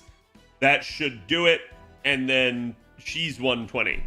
And then we still have Tunguska. We still have basically grail casting coming after that. So like I said, my plans are going to accelerate at that point. You're going to start seeing even more 120s on my NA account because I'm going to be printing 2 grails a month, chat, which is basically a 120 every 5 months. So definitely a nice scenario to find myself in. But you can see, I basically have the full Saberface lineup as well that I've shown off many a time. Which on my NA account actually is a lineup that I use. My JP, I don't use it yet. My NA, I do. But you guys can see they're pretty robust at everything that they do. Basically, the lineup is all 100. And we will eventually be heading to an all 120 lineup. From there, we'll see. I may circle back and start to do like 100 of all the Saberfaces before really trying to focus on doing more 120s. But I do want that like entire 120 like singular lineup, kind of as a flex, but more as like a behold my creation type deal. Right.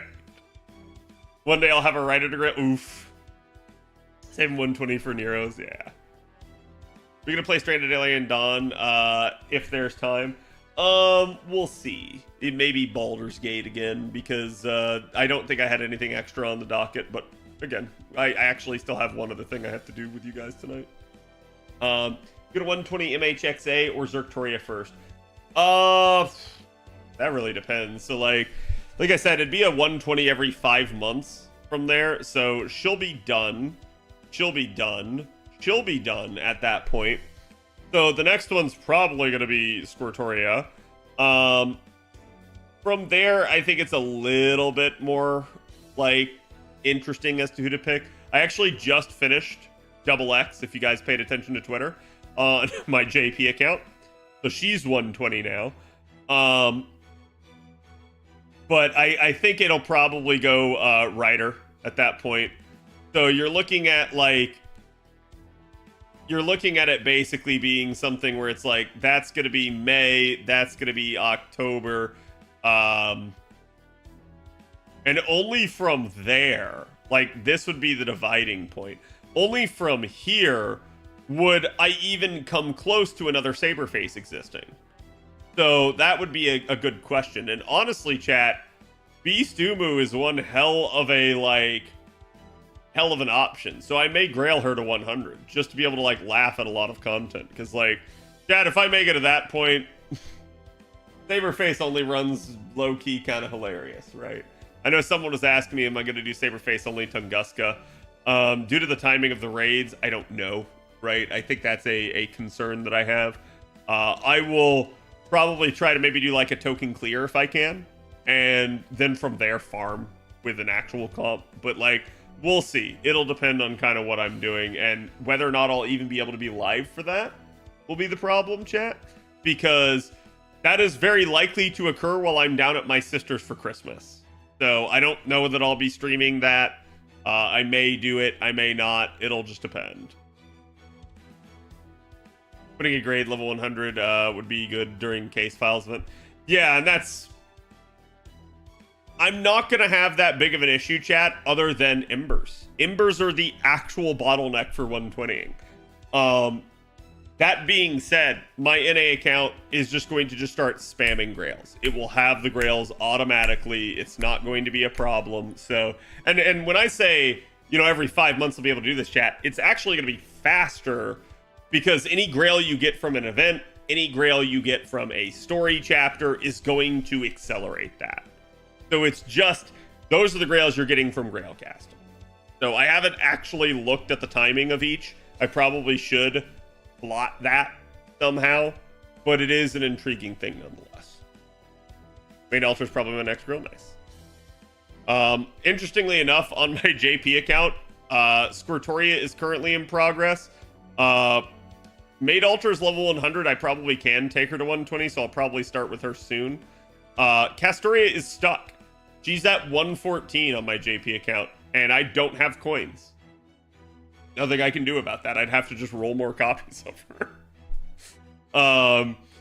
And then, like I said, I just finished her. So, yeah, we'll see. I do think, like, reasonably, I can probably next year grail, like, 3 more units at least to 120.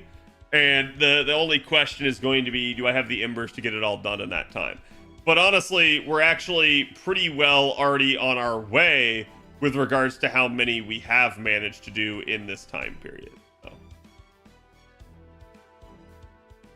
Victoria is actually my only NP5 target. I think she's so cool. She's definitely fun to use. I get to use her all the time on JP. The only thing holding me back from 120 sooner is farming embers. Yeah.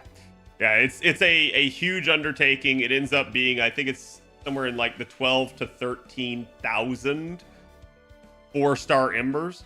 And then I think it's like, what is the chat, like 4K 5-star embers, something like that you need for a 120. So it's a lot. It's very difficult to even be able to store such an amount. Hilariously enough, my JP account actually had enough to do basically MHX to 120, because it, like, my JP account has a ton of like actually like stored up stacks of like 100 5-star embers. That's a rarer thing that you can only do more recently now on JP. So yeah, I managed to be able to pull that off, but it's not something you'd be able to do on the regular. Still need to farm. Yeah. And that's where I think certain things like lottos, raids, they're going to be, you know, plentiful, especially here in the early years. So I'm going to try to capitalize on that.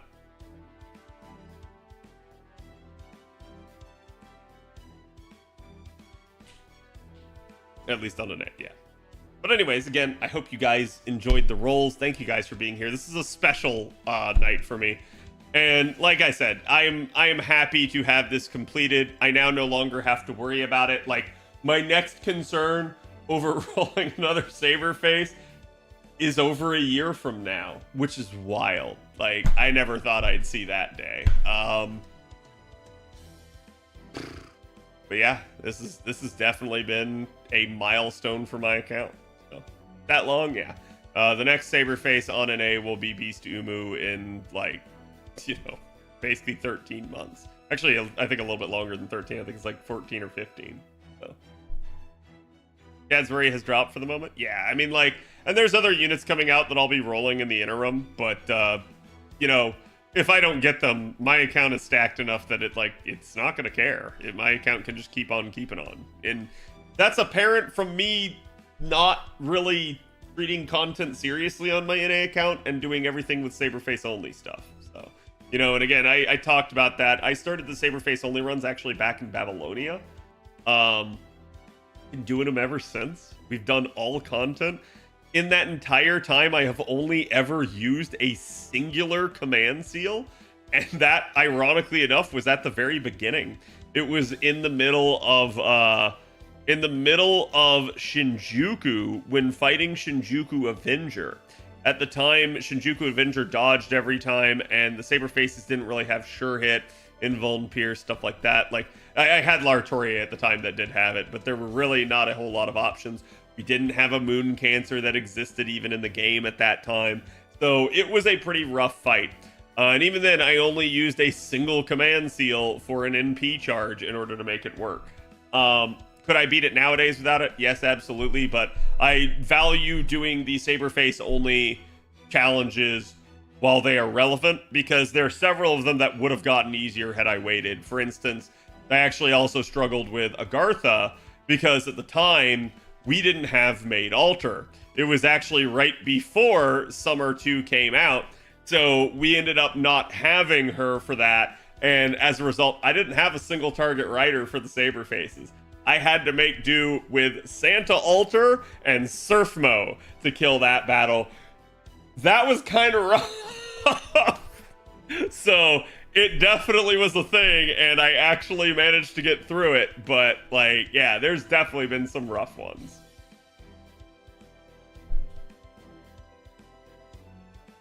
Kama wasn't that he aimed for. Yeah, Kama got lucky. I do have an NP5 Muramasa, but that was also luck, actually.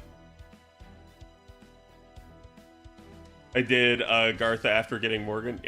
Yeah, most of my NP5s that are not Saberfaces on my NA account were luck.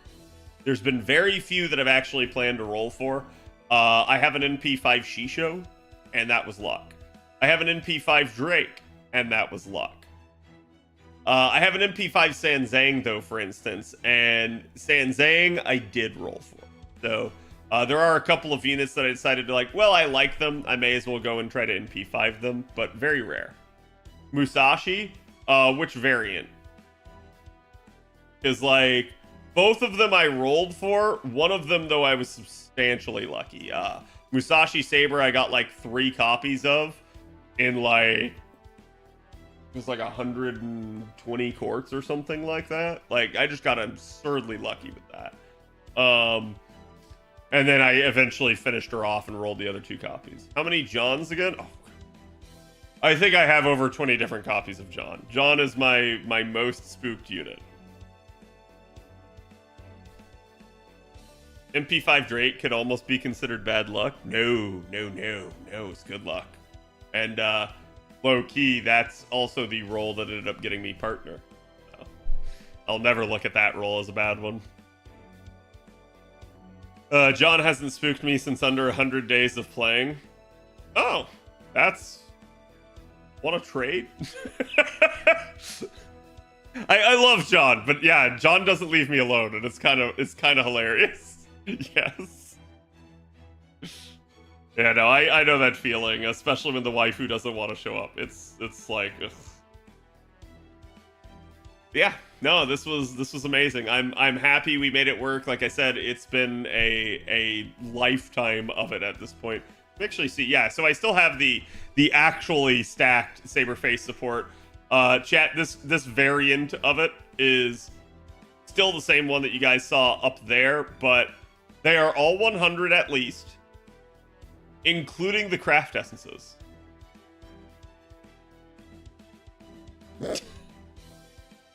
So there's that.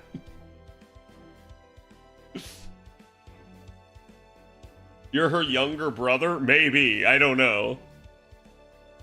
When will they make a gal Saberface? What do you mean? Like a you mean like a tan what's the term for that? What am I thinking of?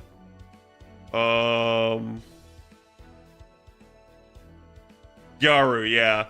Like a Gyaru Saberface. I mean, like, low-key, Surfmo is the closest that you've got to that at the moment. Because she is,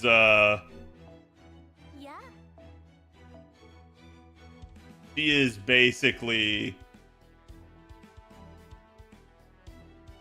the tannest one. Right? Like,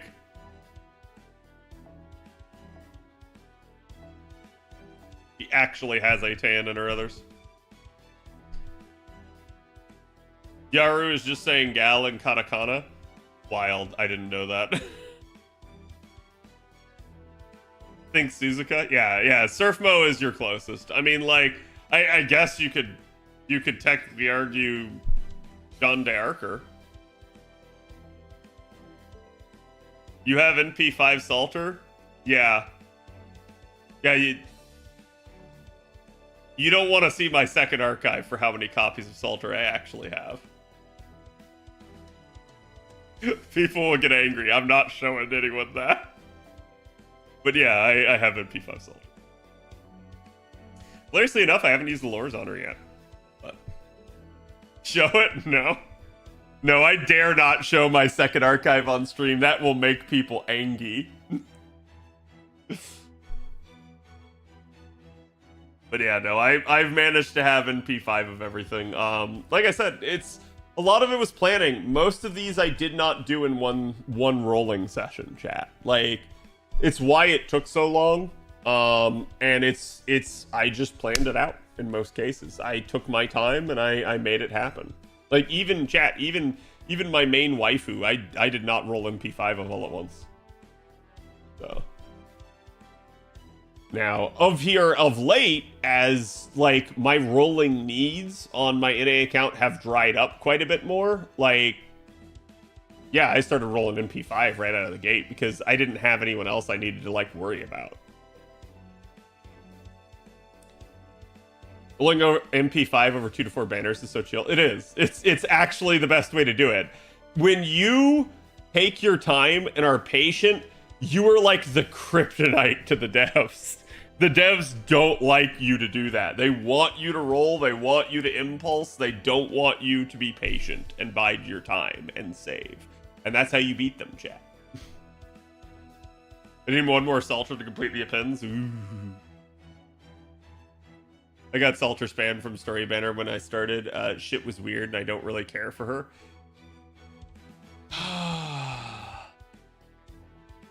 I have only ever rolled Story. This is a very fun fact, chat. I have only ever rolled the Story Banner twice.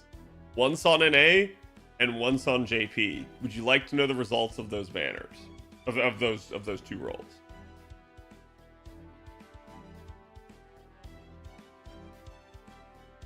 I got Salter both times.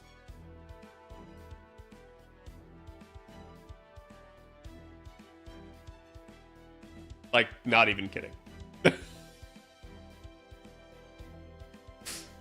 I wouldn't have started early. Really? Yes, really. It can happen. It's rare, but it happened to me. Like, so the initial roll, chat, my initial story roll was when I was first starting the game. I, scrambled together 30 courts after Fuyuki, and I rolled in story. Because, like, I didn't know any better at the time. And out popped Salter, and I was like, oh, hey, it's not like OG Saber, but, like, it's Saber. I'll take it, right? Like, yeah, let's go. And then, like, looking back, I'm like, oh my god, I got so lucky. What the hell? It was one of those deals where it's like, I did not realize how lucky I actually was. Less diluted pool at the time, yeah. But even at that time, okay, at that time when I started, Okeanos had just come out. So we did have some additional story units that were in the pool. I don't know if they were available, though. I don't know if their banner had ended yet, though. That I don't remember it precisely. Sabo's like, why aren't you Saber? Yeah. So chat. How I got my original copy of Saber is a funny story. And this goes back to I'm a luck sack when it comes to Valentine's rolls. I don't know why. Okay, this has just been a thing. Maybe I'm lucky in Valentine's because I'm unlucky in love. I don't know. Like, basically, you got spooked, didn't you? Yes. So, yeah, there were, if you guys remember the way Valentine's banners used to work, right? There was like the solo rate up for like each of the units, yada, yada, yada. So, like, there was like OG Saber there on a following day, right? Like, sorry, I think it was like OG Saber, right? Was like on one day, and the day right after was John. And this is gonna make chat laugh, okay? Because at the time, I didn't have a ruler. John was like the de facto ruler at the time. And I said, like, I want OG Saber, but like I got Salter right now. I'm okay for right now. I'll skip over her and roll John instead. Because I actually need a ruler, and she's really good in stall content and keeping the party alive at the time. Hear me out, chat, okay? So, at that time, I only had about 120 courts to roll. But, you know, big brain Cad at the time, full of himself, goes like, that's enough. I'll get her. So, 90 courts in, we didn't get her. And I do my last multi, and I'm like, man, I hope I get her, right? I hope I get her. 8 rolls into the final multi. I don't have anything still. And I'm like, fuck, man, I'm not getting anything. Holy crap. And I'm just like, oh, dual rate up? Yes, it was a dual rate up. That's the other thing to keep in mind. It was a dual rate up with Bride, which is the other logic that I had there, was that, like, you know, I also kind of low-key want Bride. Bride's a single target. That'll go well alongside my Salter there. And it was just like, still be good to kind of get her, right? Like I said, I'm 8 rolls into the final multi. Chat, this was back when we didn't have 11s. The 9th spin occurs.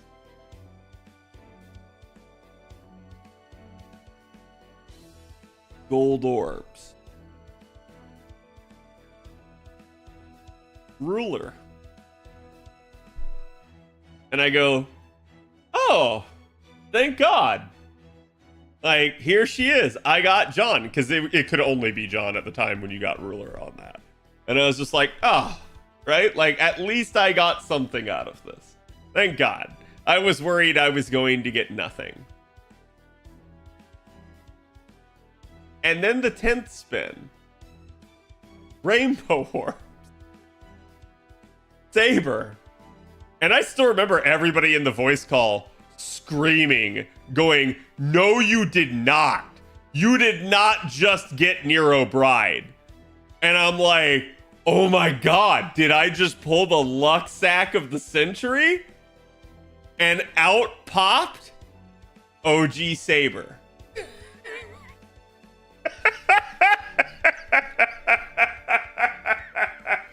So I found that incredibly hilarious at the time, that I skipped over her banner thinking I'll get her later.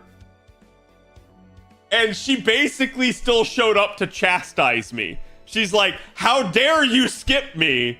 I'm coming anyways. Yes, out popped Bride Saber. So that made me laugh. And it actually didn't stop there, chat. We had a few more days. So I was completely out of courts at that point. I had nothing left. We had a few more days before the end of the event, though. And for that original Valentine's, the event actually ticked over into the new month, which meant I got to buy my 5 tickets. And with the 5 tickets, I think on the 4th ticket, I got near a bride. So, yeah, like I said, I started out pretty lucksack on Valentine's Day, and that's a tradition that's kind of continued ever since. But Past Cad was so lucky and didn't even know. Oh no, at that point, that's when I realized how lucky I was, chat, because I had been lucky before that point.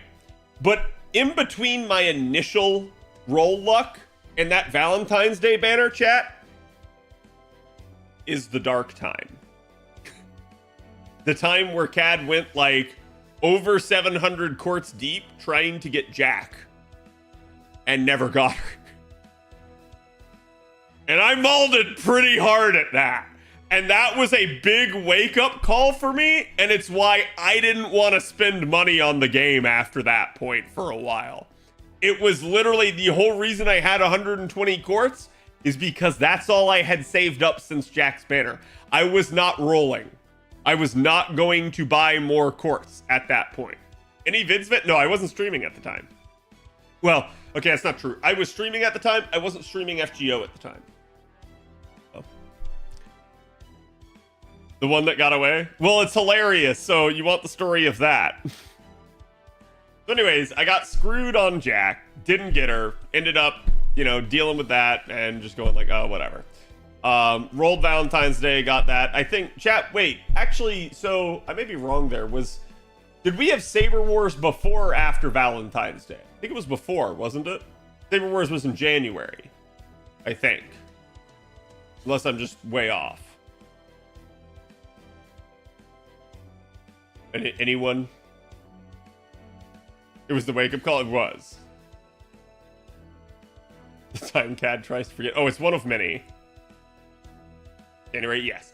So we got Saber Wars. I think I did manage to get MHX with that, but I had to purchase a pack, and that's where I started going like, no, I'm not doing this anymore. Like, because I got even angry at that in order to get MHX that I had to spend money again to get her.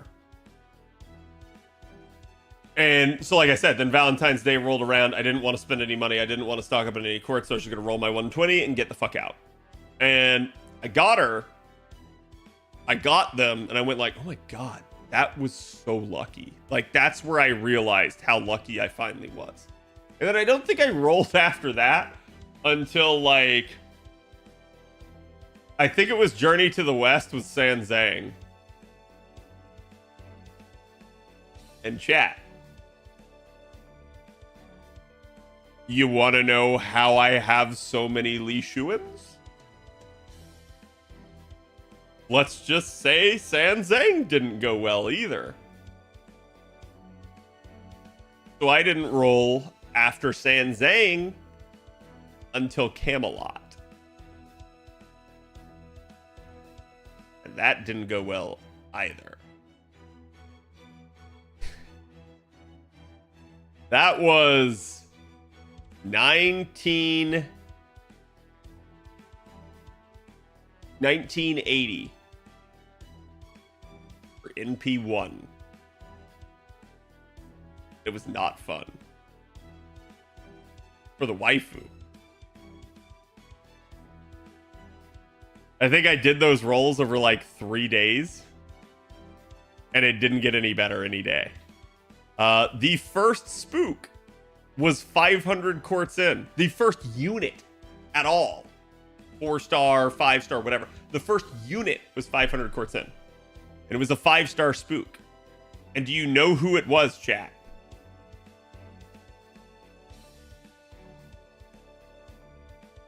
John? No. It was OG Saber again. That's where NP2 came from. So, like, I've had this belief that Saber only spooks me when it's hilarious for her to do so, and that has held true the entirety of the time. I did not have to roll a single copy of Saber on my NA account to get her to NP5. Like, she spooked me all 5 copies the whole way. And it was just freaking hilarious. So that ended up happening. And that was 500 courts in. The next spook happened somewhere around 900 courts. By the way, still no 4-star. I got like, I think 2 4-stars the entire banner. And I think they happened after this one. The next spook, chat, Jack.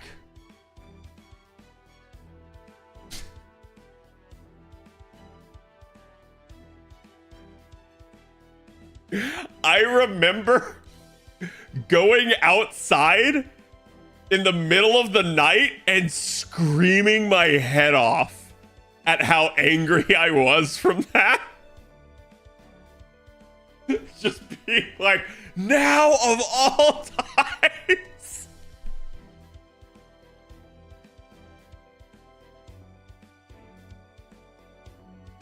And then there's a moment I'm not proud of.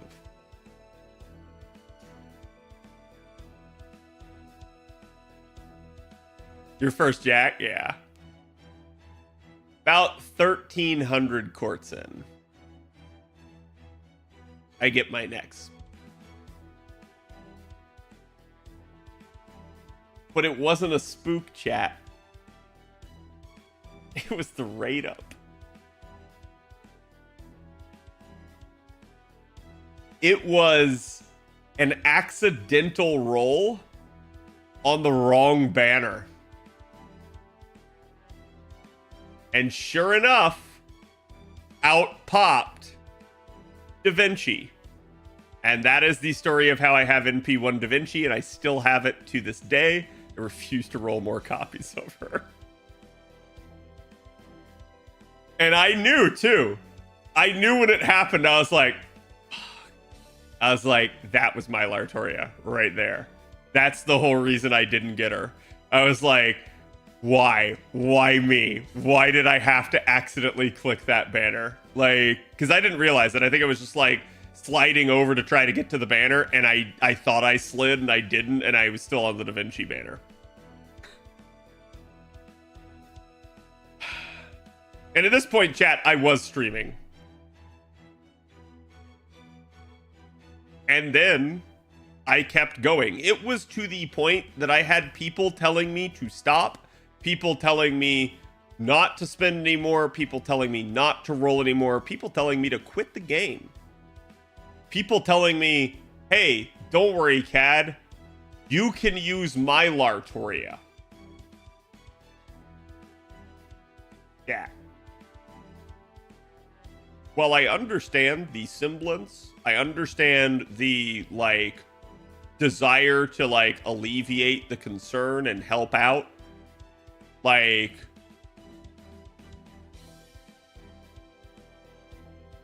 no, it's my waifu. I'm not using someone else's.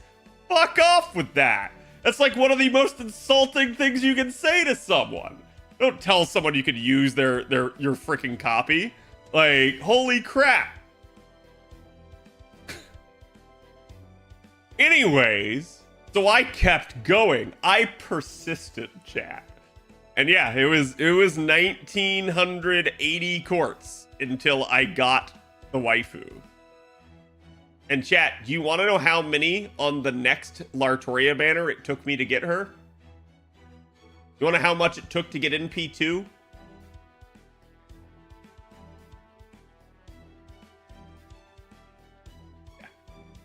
Yeah, 30.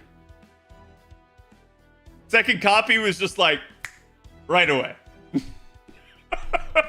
And chat, I ended NP5 Lartoria at about 2,200 courts. First copy was hell. After that, he was like, yeah, I was playing hard to get. Here you go. Here's all the rest. But like, I stopped. When I got that first copy, I was like, all right, we got her. I'm done.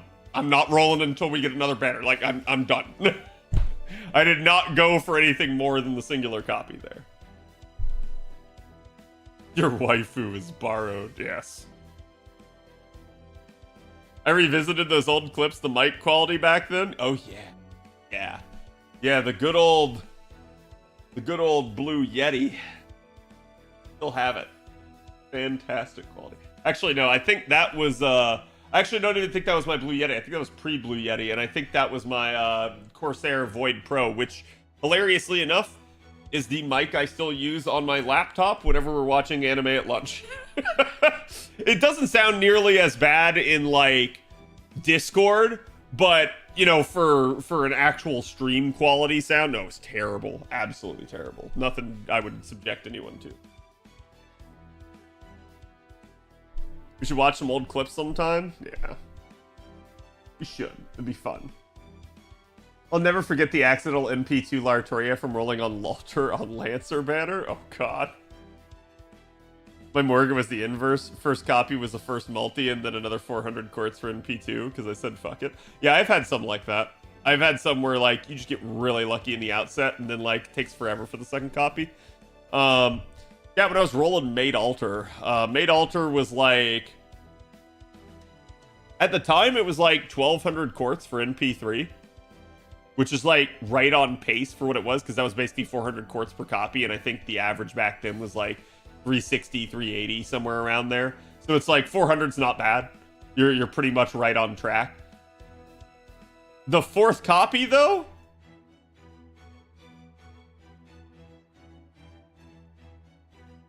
fourth copy is like, yeah, hey, it's just a calm, cool 2700 quartz.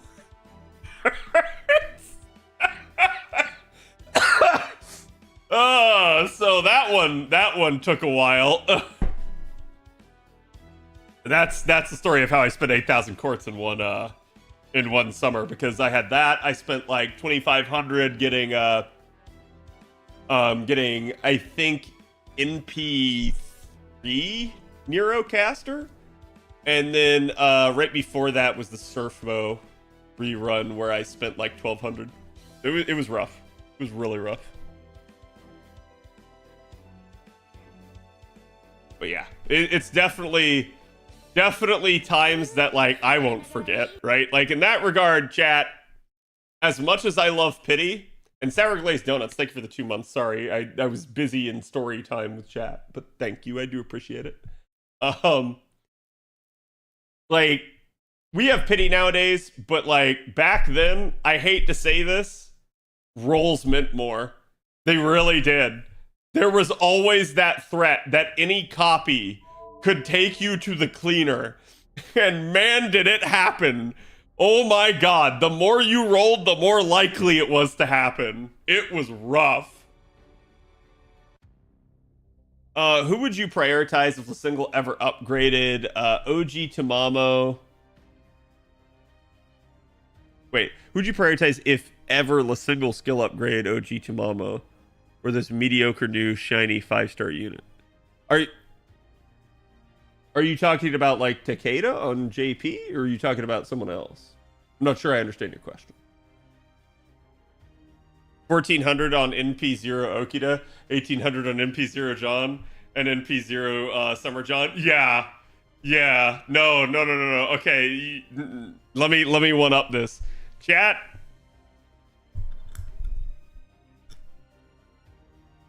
Who remembers the Mamanobu rolls?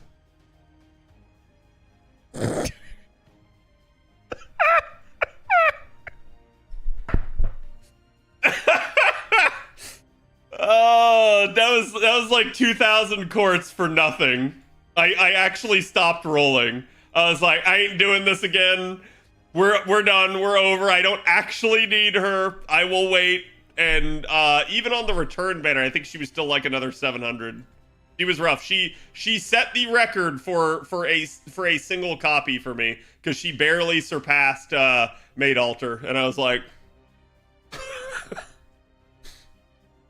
yeah. And Reigns right before that was 1920, I think, for one copy.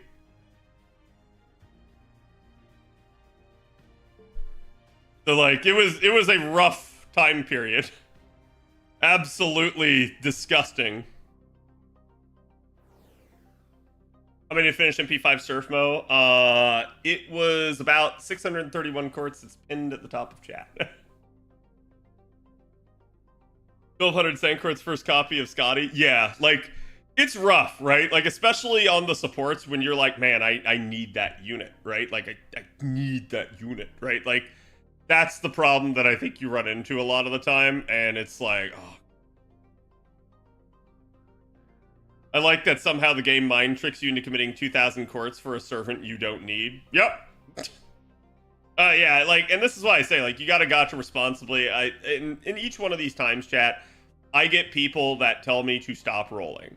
The one thing I want you guys to always understand is I will never roll beyond my means. I will always roll with my disposable income, never with anything that, like, oh man, I need this to eat, right? Like, I need this to pay my bills. None of that. Don't be that person. It's not worth it. It's like, as much as the temptation's there, getting the shiny new 5-star is not worth your future. I don't know how much I spent to get Cake P, but I thought I need her and almost never use her now, even though she's NP1. King Protea is a fantastic unit. King Protea is also a somewhat clunky unit, and yeah, I would have told you that. It's like, she's nice, but you don't have to have her. It's not a requirement by any means. Wish past me knew that. Not worth being potentially homeless, right? Any homeless in chat? I don't know how you would be unless you're on your phone, but does anyone know when is Surfmo's next banner? It's next year, Eroded. It should be a solo raid up with Squirtoria. We'll get it. I think it's like summer, sometime around the next year. Stolen phone, McDonald's Wi-Fi. Okay, that makes sense. Checks out.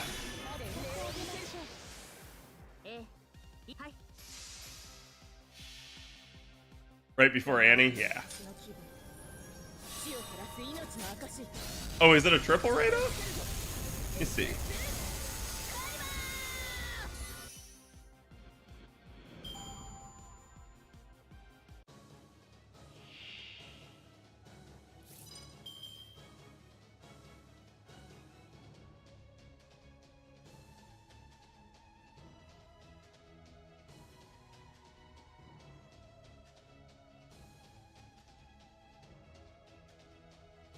This is my song.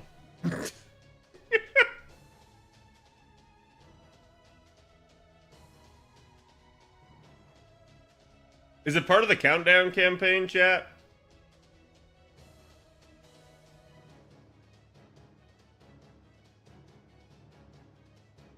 Yeah, it is a triple. So...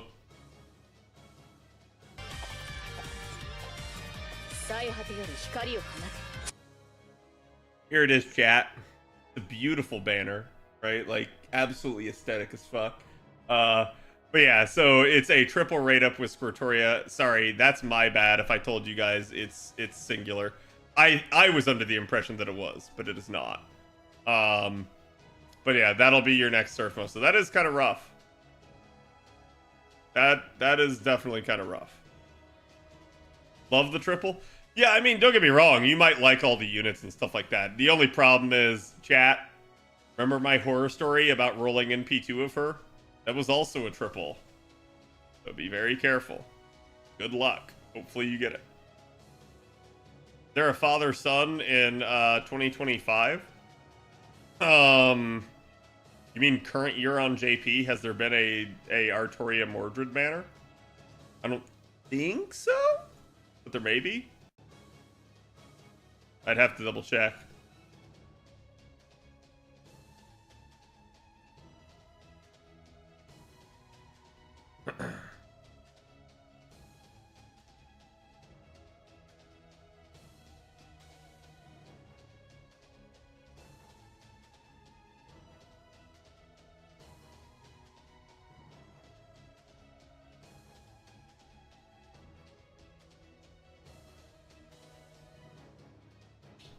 That's what I'm remembering. Okay. Yeah. Yeah, that's like, I was like, man, I could have sworn it was, but yeah, I'm probably remembering current year on JP. Also got Knights Marines. It's actually a really good banner. This is basically like the original banner minus some of the side characters. Good chance to grab Squirt Surfmo if you want them then. Yep. Yep. But so that was current year on JP, so you're like basically 1.5 years away from this, chat.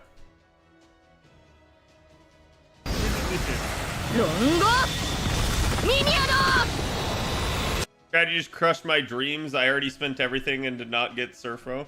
Look, 1.5 years. Have time to save. You have the time. You have the power. Hope restored. There you go. Yeah.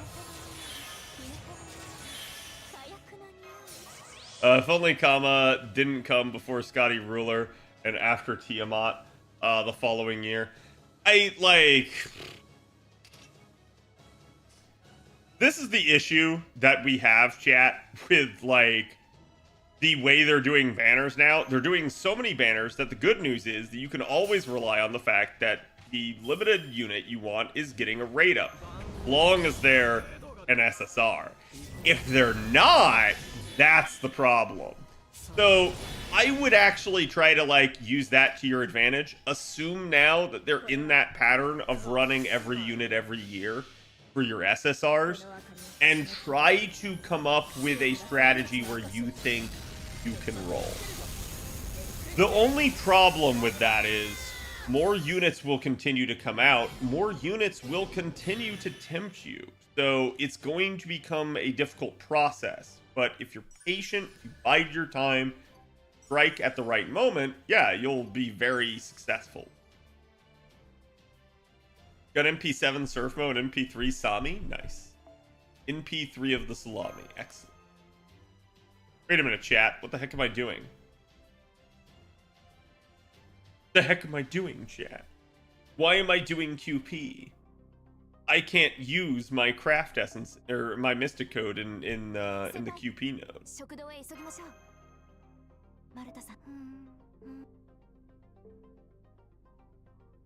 Back to South Africa.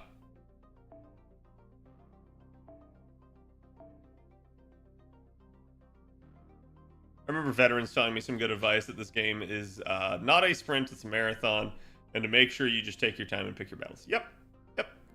Usually the way it works. Always want to be patient. As long as you're patient, an opportunity will present itself.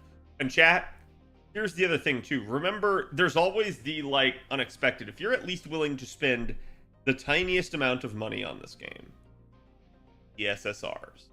So GSSRs can really end up bailing you out, and they really work to your advantage. That's the big thing you've got to, like, I think, focus on. That's where your bang for your buck really is.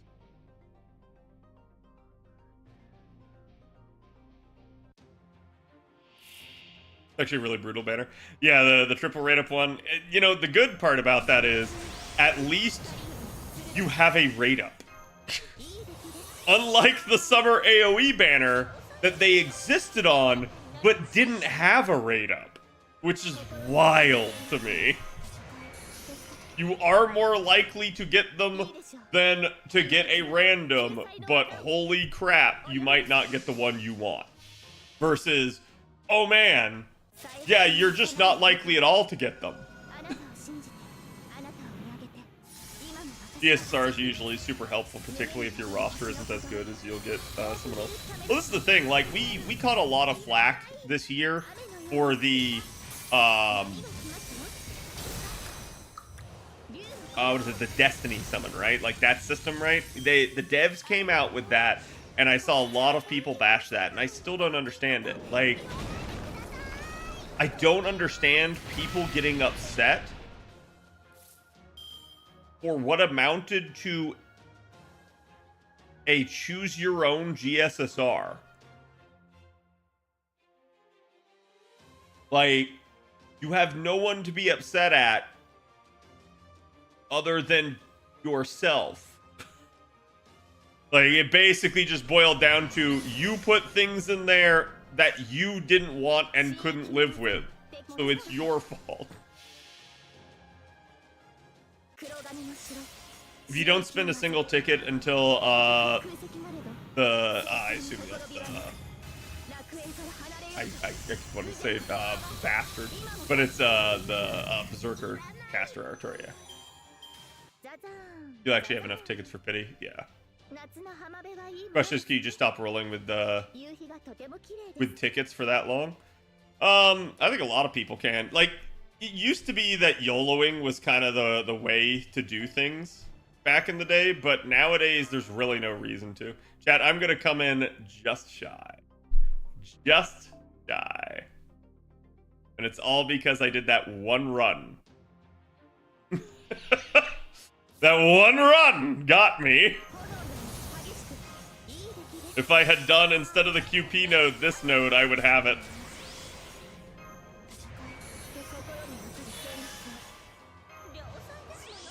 It'd be nice if they made pity transfer. Yeah, and that's like, I've said this time and time again, that they would actually make more money by unleashing the pity system a little bit more. If pity carried over, if pity tracked how much you had spent on a unit, like that sort of thing, across banners, or pity worked on higher NP levels, you would get more people rolling more. Rather than people going, hey, I got the first copy. Well, now I'm going to stop because there's no pity anymore. That's exactly what people do.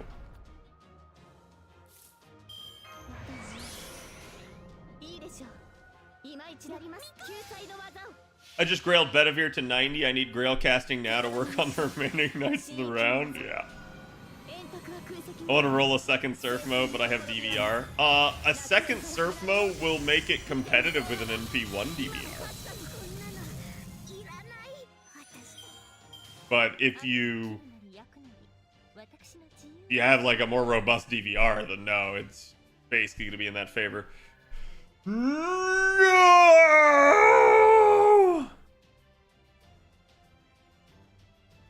It's so cool.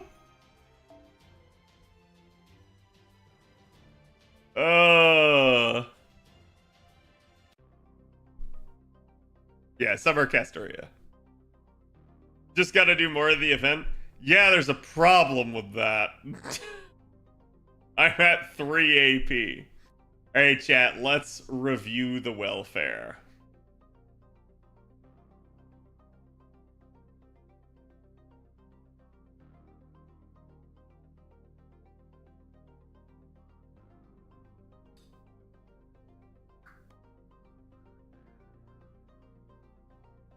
And that's the last experience for all of your MCs, right?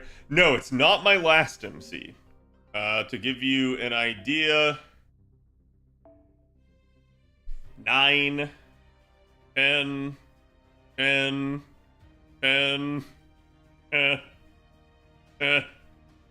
10. Oh, hold on, we skipped one. 10.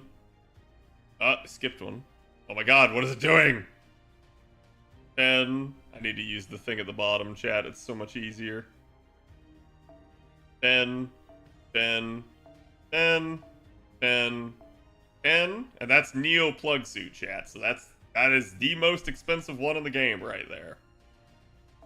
10, 10, 8.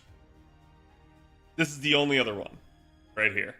Okay, because that right there is the beginning of the order again. So this one's at 8. This is the newest Mystic code. It's not that expensive though, and it is an offensive Mystic code. So I'm not worried about leveling this one. I can level this one easy. Like this one will just happen naturally. Versus this one is fucking pain. Okay? Like, you have to try to complete this one. You are not otherwise. And in using it, it's fine in challenge quests, but in using it for farming, there is zero benefit. So that's the issue, is like you're just gimping yourself using this in farming. So for I don't know how long on JP, I have been gimping myself using this. 20% charge over 2 skills? Yeah, that summer one is really good. And just to be clear here, so there's right after that, that's also a 10, that's also a 10, also a 10, and only this one. So. Ups the servant you can use in Koyan, right? Yeah, in that regard, like using it with someone like, say, RQE and stuff like that, yeah, we could absolutely get that done. And that's probably what I'll do is I'll just run that node again that's available that I was using with RQE. So. Can 3 turn with Cersei, yes. Yeah, so it's like, it's not the worst thing in the world, it's just not the best either. Damn, I didn't get my Surfmo with my ticket. I have to keep St. Kurtz for Scotty. Then do it. Keep St. Kurtz for Scotty. Remember, too, guys, like, Habitrot is a thing. So as long as you guys can get your hands on her eventually, you're pretty good. You're not going to need Surfmo. Surfmo is just very nice. Obviously, people like her personality. People like her kit. It just is what it is. And that's the intangible thing that it's very difficult to talk about. But so, chat, we're going to be talking about this fine lass.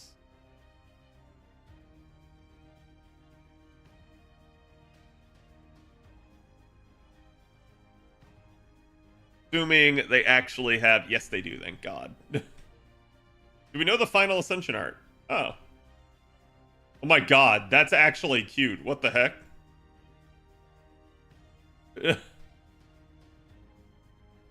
That's like, she's just eating the fattest rice ball I've ever seen. John Wick? Yeah. I want to eat onigiri with her too, I'm sure. AKA Firefly. So yeah, it's Saika Magoichi. Let me take one quick look here. We did, by the way, chat, the reason I didn't review her yesterday is not because of time. I actually probably could have fit her in. Not because of my voice. I actually probably could have managed. It's because we didn't know the third append, and now we do, and I'm glad I waited because it is a good third append. So. Makes sense, chat.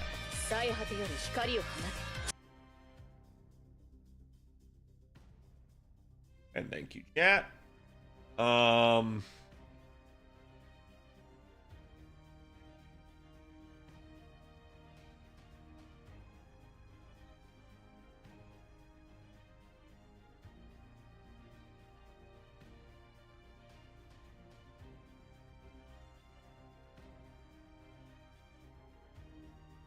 Thank you, Avalon. I was literally just looking.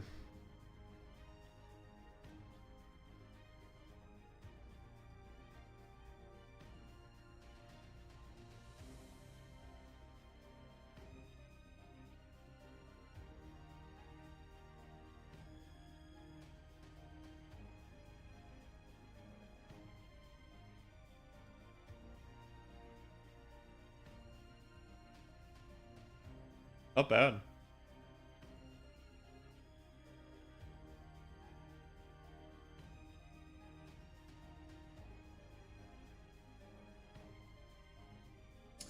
Very interesting.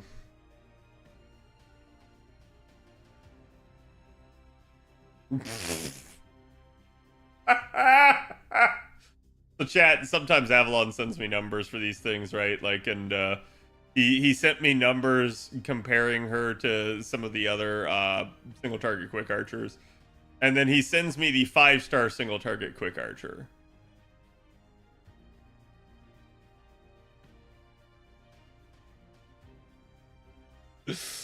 A giant jelly-filled donut? Yes. Does it hurt? I was just laughing because, like, I didn't expect that. Avalon's not usually full of comedy like that. Dark humor. Let me real quick refresh myself on her kit. Because remember, chat, I've only seen this, like once. I haven't even used her in combat yet.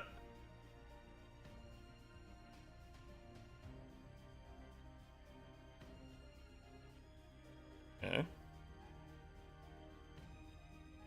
That's whack.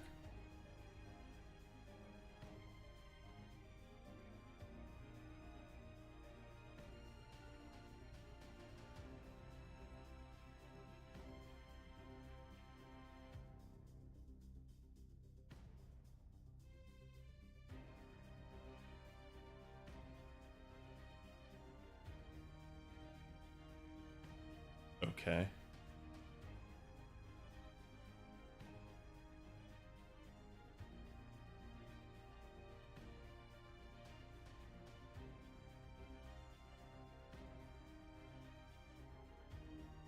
That's that is a freaking weird passive because it's item construction, which is not like they made it look like it's territory creation instead. That's very odd.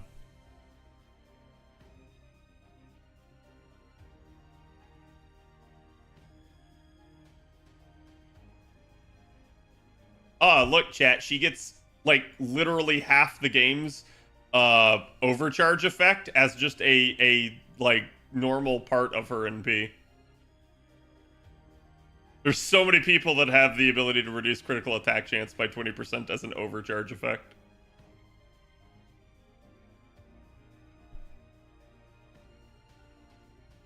Okay. Alright. Let me see here. Ooh, that's the best case scenario.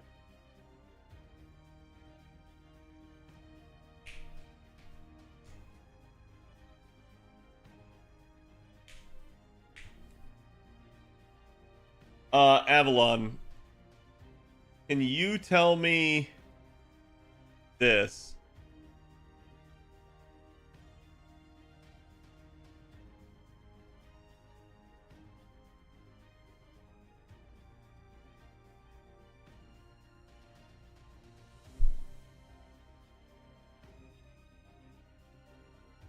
Yeah.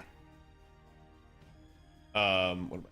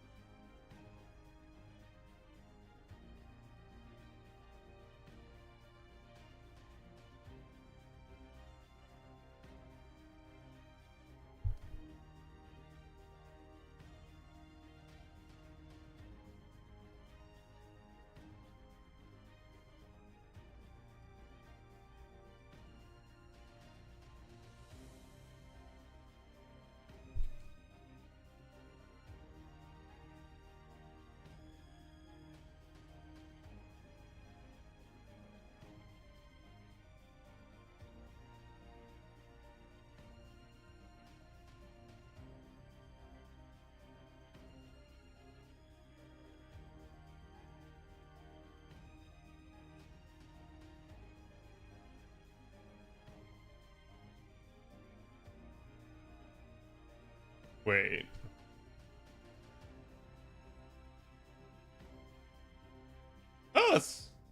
That's not bad. What the hell? Okay, so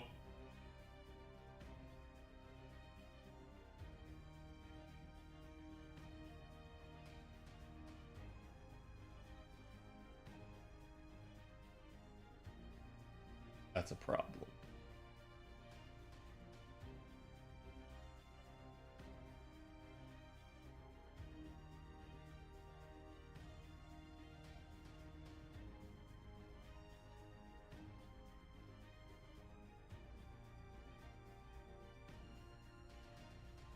Okay, you're gonna hate me real quick, but one more number.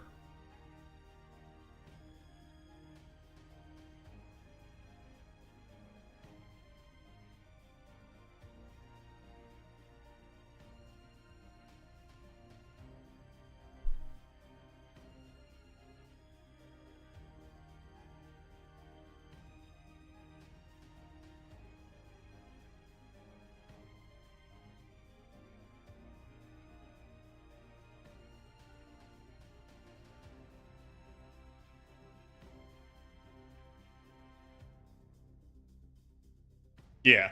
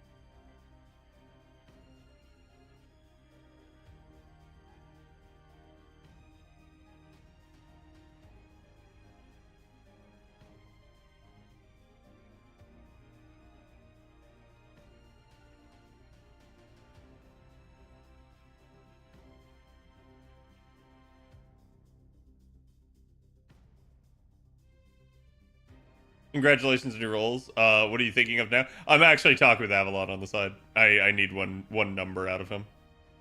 Oh, okay. That's about what I figured, but okay. That's really rough. Yeah.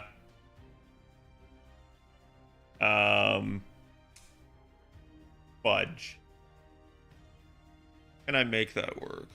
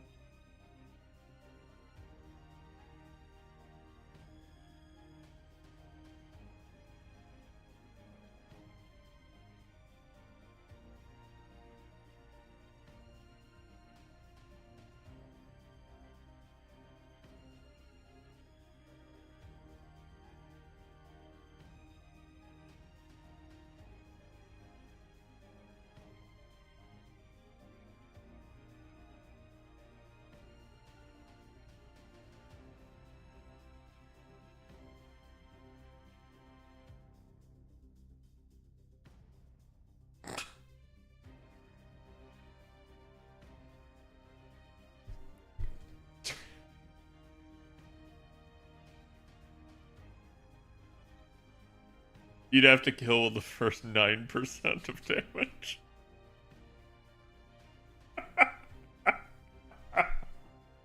That's so unlikely. Oh, okay. Remember when I compared it to Okuda? Yeah. Hey, the only problem is Knights of Marines as the CE recommendation is like the go-to. There's not a lot. There's not a lot of quick Cs that I can really do. Avalon, give me the extra 10% on both those numbers if you can. Graces. Let me know if it works. I don't think it will. But let me know, like, where the overkill hits are.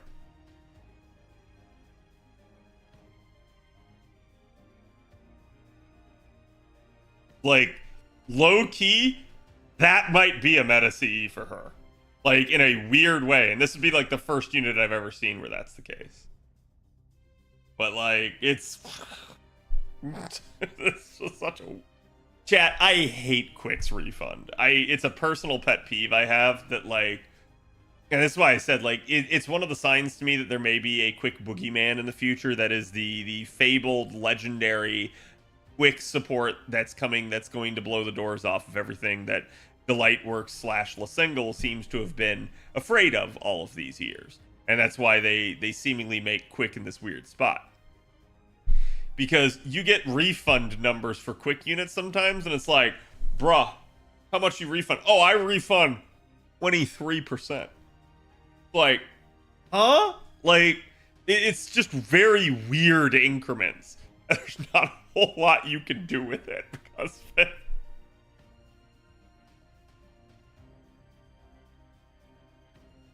SSR quick support, Keckle and Hyde, yes. Only quick refund I like is from Saber Medusa because her NP gain is insane. Yep. There's some quick units that aren't gimped. There's others that are.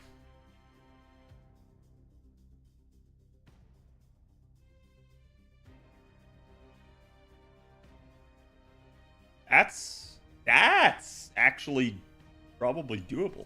Hold on.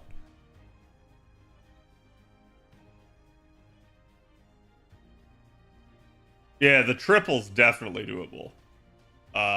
The double is the issue. So, looking at 5.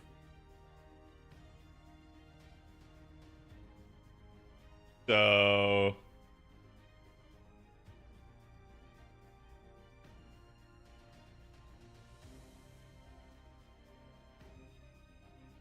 Gotta kill the first 25% for that. That's not impossible. Especially not against like a singular opening wave. You would need a lot of damage, but it's not impossible in that regard. Like, if it were even 6 hits would make already a ton. Because, like, at that point, instead of it being the first 25%, it's now the first 35%, right? Like, so now you only got to kill with a third of your damage. That's a lot more palpable, but yeah, so I think it's possible. I'll leave it in the recommendations, but I ain't doing anything other than well, I guess there is that. That should work. I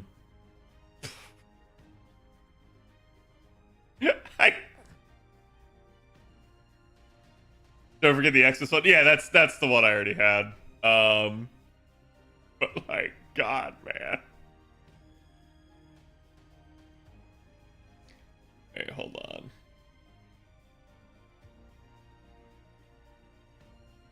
The Barghest, I mean? The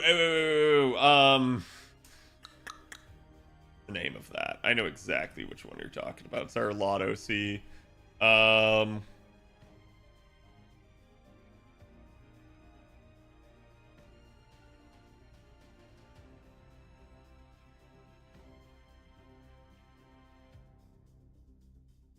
Like a lady. The only problem is that itemization is functionally wasted, but it is all attack at least. Azurael, thank you for the 5 months. Appreciate it. Sorry, patience chat. Just thank you for hanging on here. We're trying to like get the extra little kink out of this. Yeah, I can definitely recommend this then.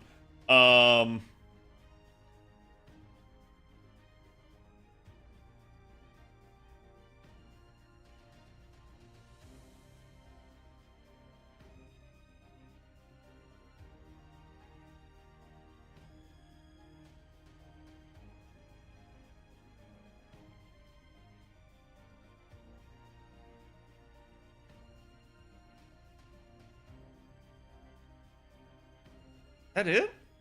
The only one that has quick and 60%? Ow. I thought there was another. I thought it was a Buster quick one, but yet again, quick gets shafted.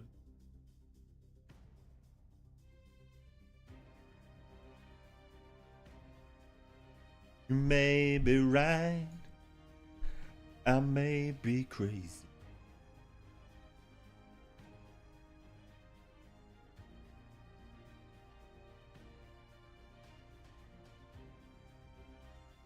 There is a Buster Quick 60? Is there? Oh, it may be... Hold on.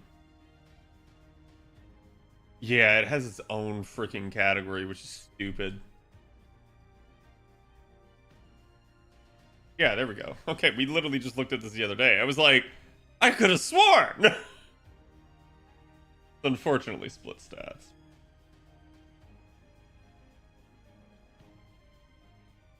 Wait, what? Wait, what? Yeah, okay.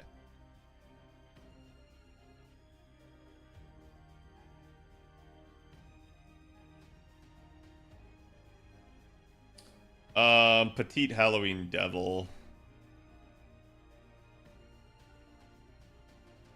The problem with this is you don't need the NP game when you're at 6. That's the issue with recommending that.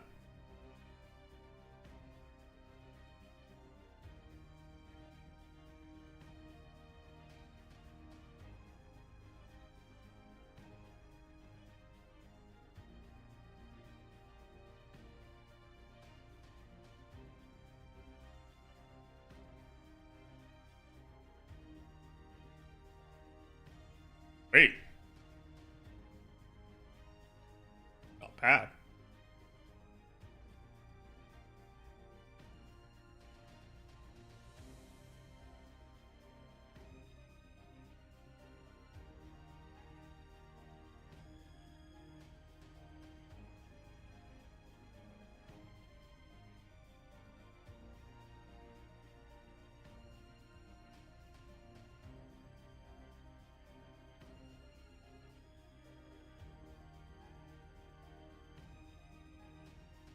I don't think I recommend that.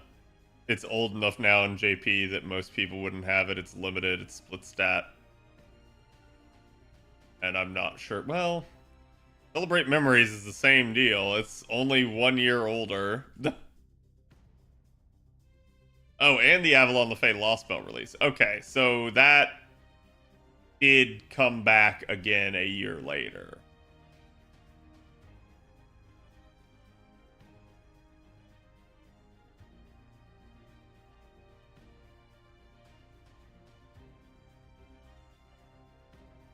God, Bad Olympia is such a good one.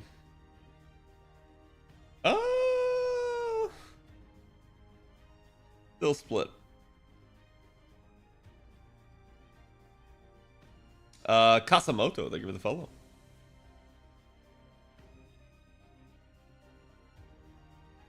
Probably using Trace to general question. It's an NP gain issue. You need overkill hits.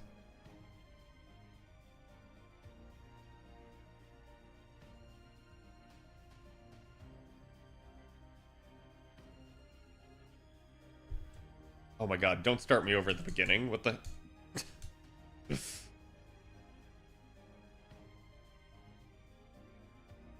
Demby's not bad, but not scaling. Knights Marines we already have. Protect with the Kings, no.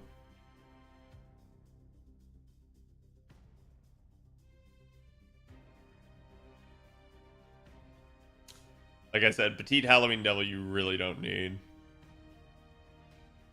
It's also not a welfare.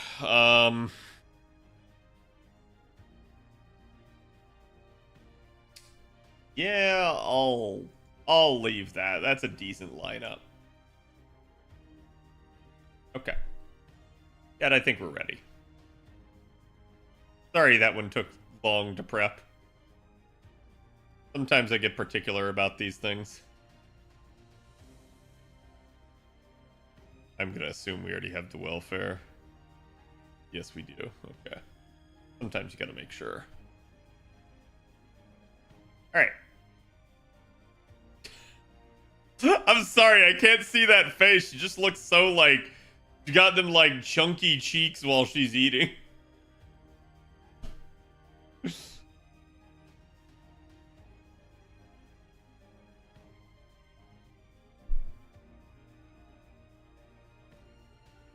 Hey guys, my name's Khadroth, and today I'm going to be talking to you about Saika Magoichi, our newest welfare on the JP Guda event. She's come out here just recently, and I actually waited to do my review for a day because I wanted to make sure that we got all of the info on her, as with that first day we kind of knew who she was.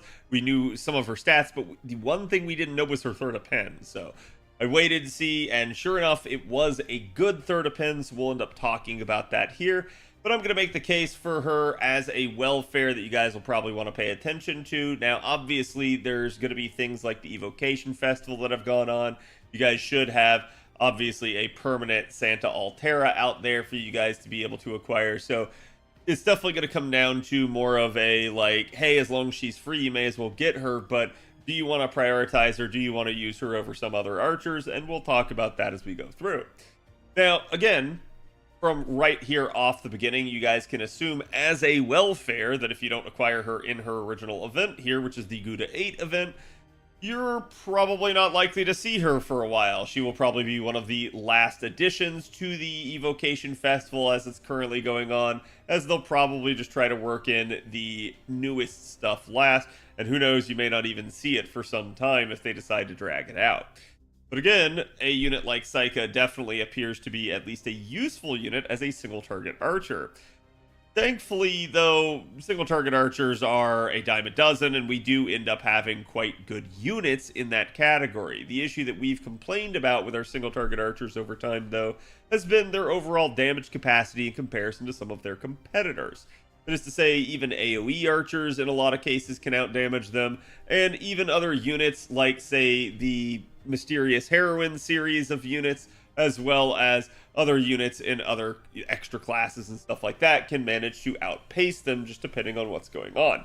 So I do think we are kind of at this weird spot where we could use some upgrades for our single target archers, but this has been something I've been talking about for years now at this point. That's neither here nor there on her because she is a new unit, but I do think the reason to call attention to this is because she is a single target quick unit. And at the current moment, there is no single target quick SSR archer. And that's a very interesting issue given the fact of how deep we are into the game at this point, and we still don't even have a singular one. We have certain classes where we have over 5 or 6 copies of a particular variant, be it a Buster AoE Saber, or again, maybe the same deal with, say, your Riders.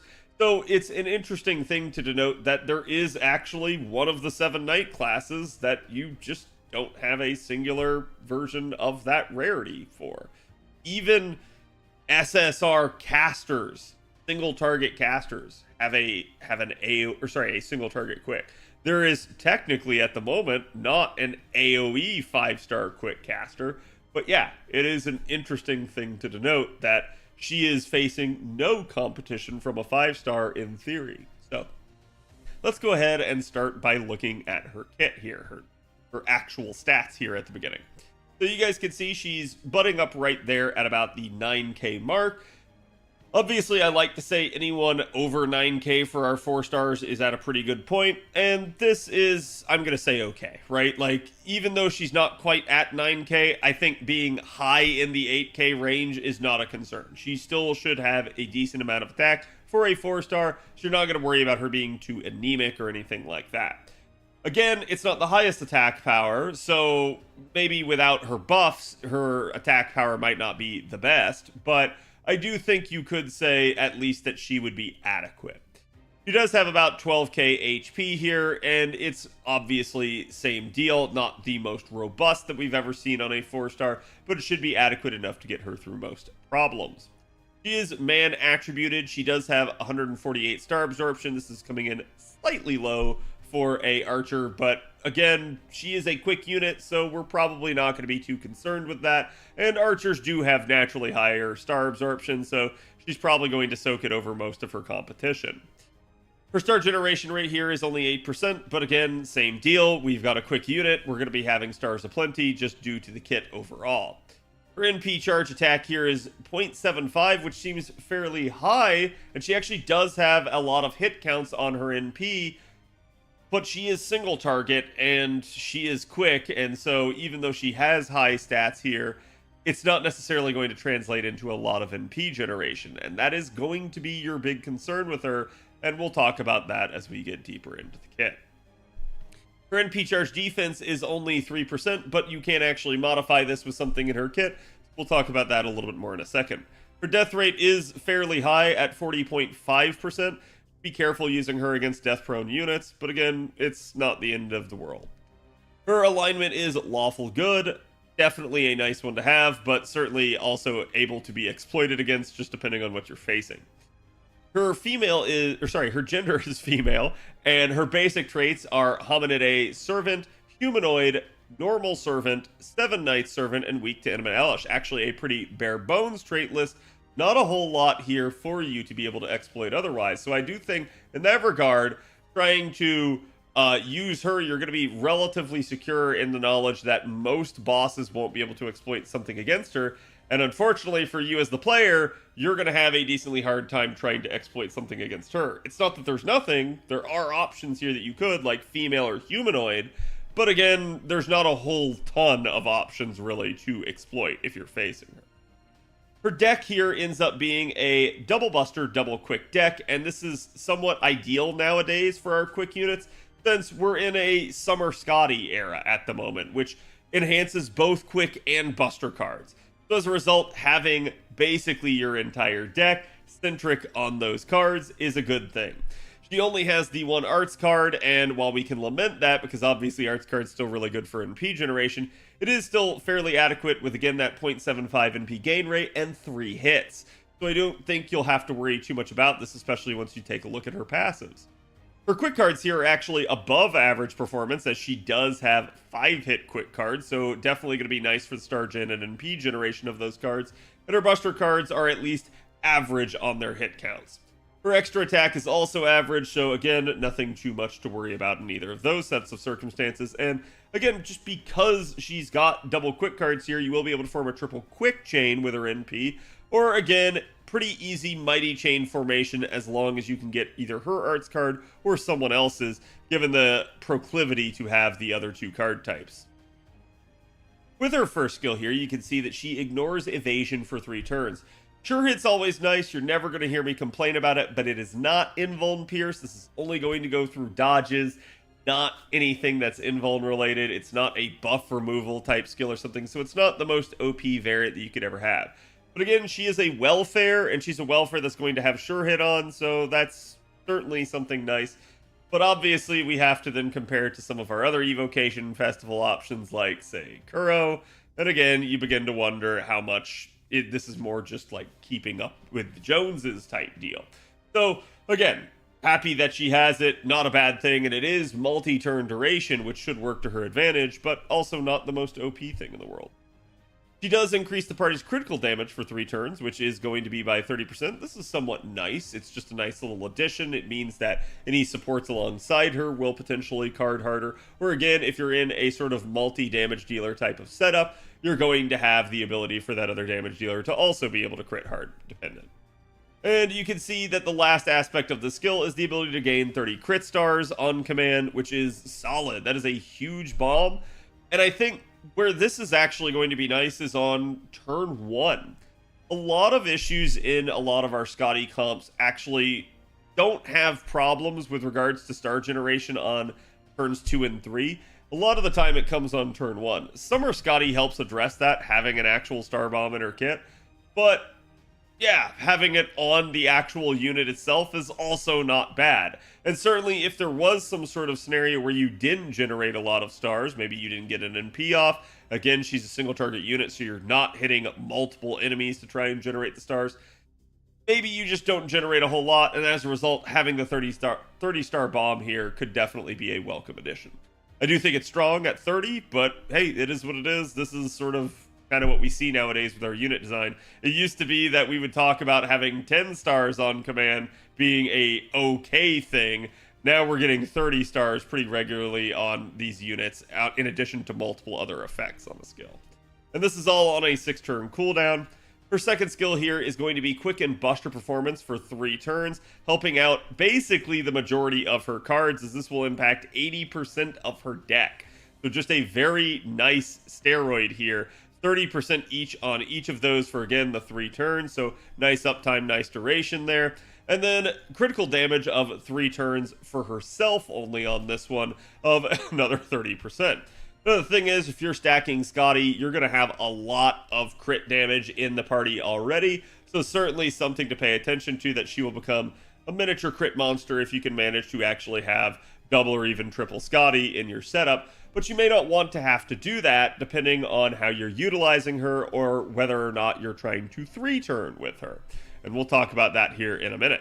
You can see this is all on a 6-turn cooldown. So again, like I said, the uptime of it is pretty decent.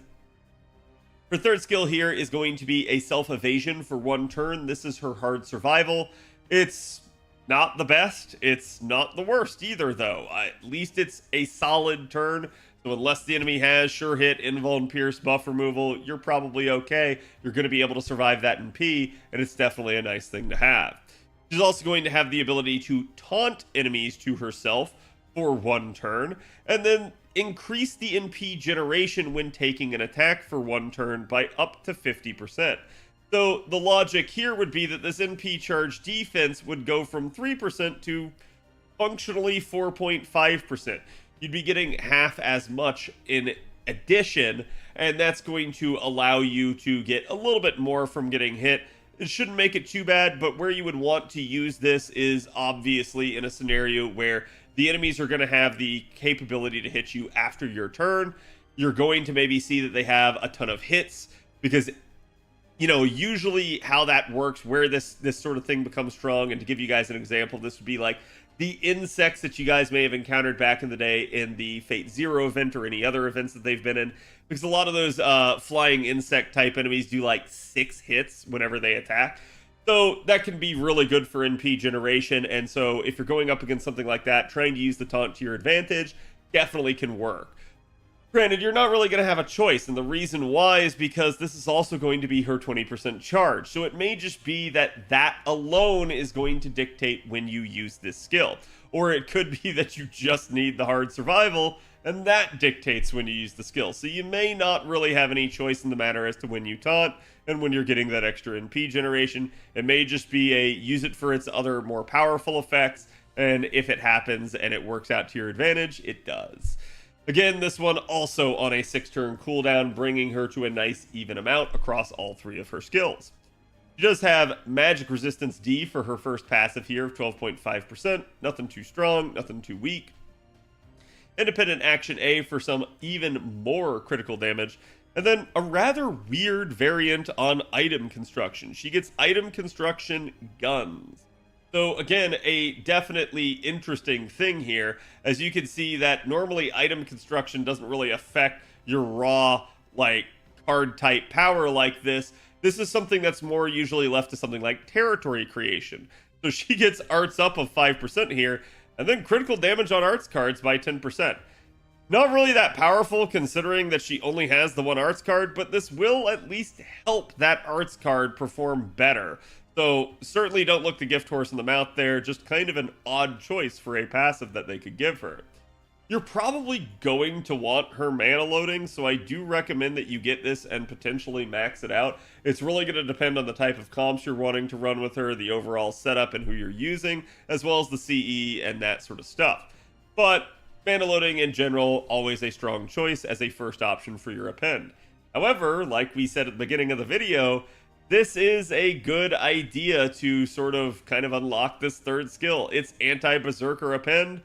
This is going to be useful in a lot of scenarios. I highly recommend unlocking it and, you know, investing what you want into it. You certainly don't have to lure it, but if you want to take it up to like 6 or even 9, feel free to get a lot of firepower out of that. Even just the act of unlocking that is getting you 20% more damage versus berserkers, and since you'll be getting her coins from the Guda 8 event, there's really no reason not to, so definitely go for it. At least get it unlocked.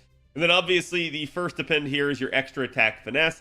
This one to me is going to be the 3rd choice, not your first or your second choice for appends, but certainly not useless either. Could also be good depending on whether or not you wish to try and do stuff like challenge content with her or solos where you're maybe getting a lot of card use out of her. So, then we get to the NP, and as we already said, she has a high hit count on her NP. She's got 10 hits for a single target quick NP. If she were AoE, this would be busted, but she's not, and she doesn't really actually have that much in modifiers. She's got a 0.75 NP gain rate natively, and basically 30% extra for quick performance. And outside of that, that's it. That's all she's getting that's really going to impact this. So, yes, it is 10 hits, but still not going to generate that much. And we'll talk about that in a minute. She's going to then deal damage to one enemy and reduce their critical attack chance by 20% for 3 turns. Don't sleep on this. This is a nice effect, especially if you're going up against a boss and you know they're going to get actions after their break bar. This is just going to make it less likely that they crit you.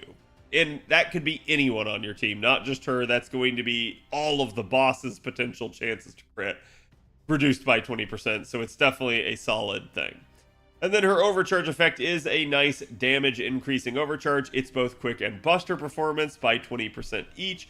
The scale's all the way up to 40%, but odds are you're not going to get that much overcharge on her because she doesn't have anything in her kit really to incentivize it. So unless you're doing some gimmick in order to increase it, odds are you're just going to be dealing with that 20% on both of these most of the time. So again, that's kind of where she's going to land in terms of her overall kit and how she's going to function. With regards to refund numbers, this sort of bears worth mentioning.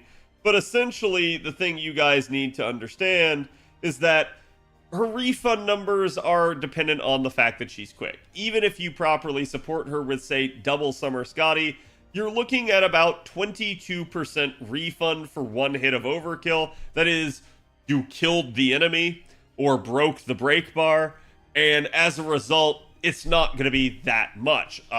Avalon, my mod, has been likening her to Okuni, one of his favorite units, and I do largely agree. It's a very similar amount. We do see this with a lot of our single target quick units. It's a rather weird amount.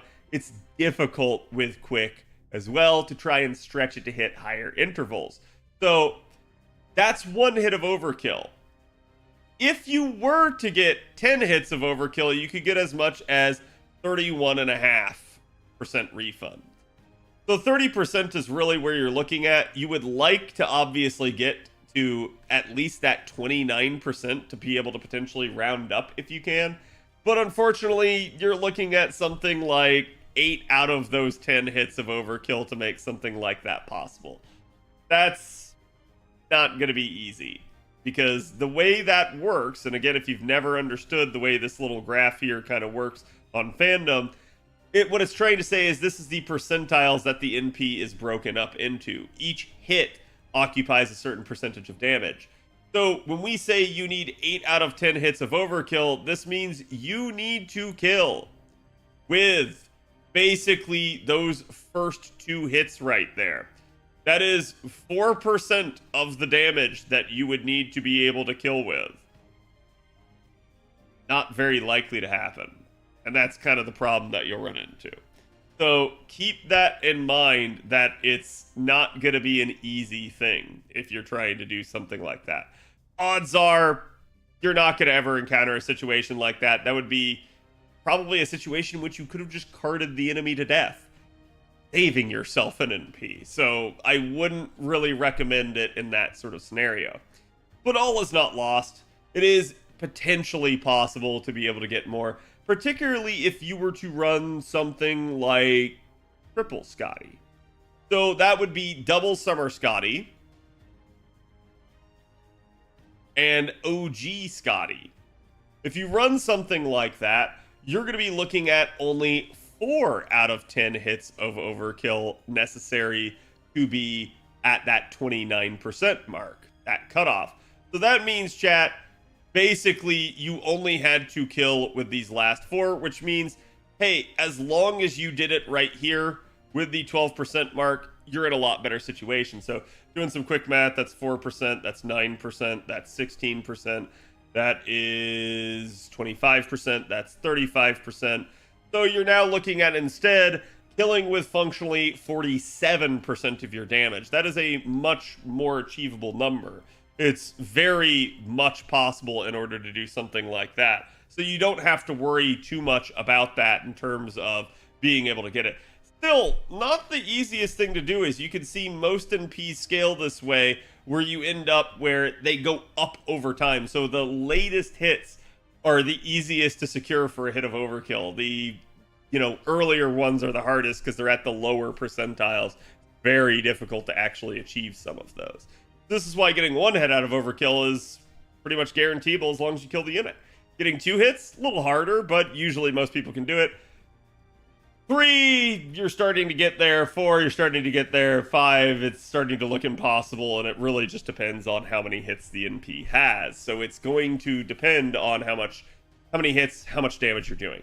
But again, that's sort of the breakdown on that. And as a result, this is going to largely form how we feel about supporting her and what CEs we want to use with her.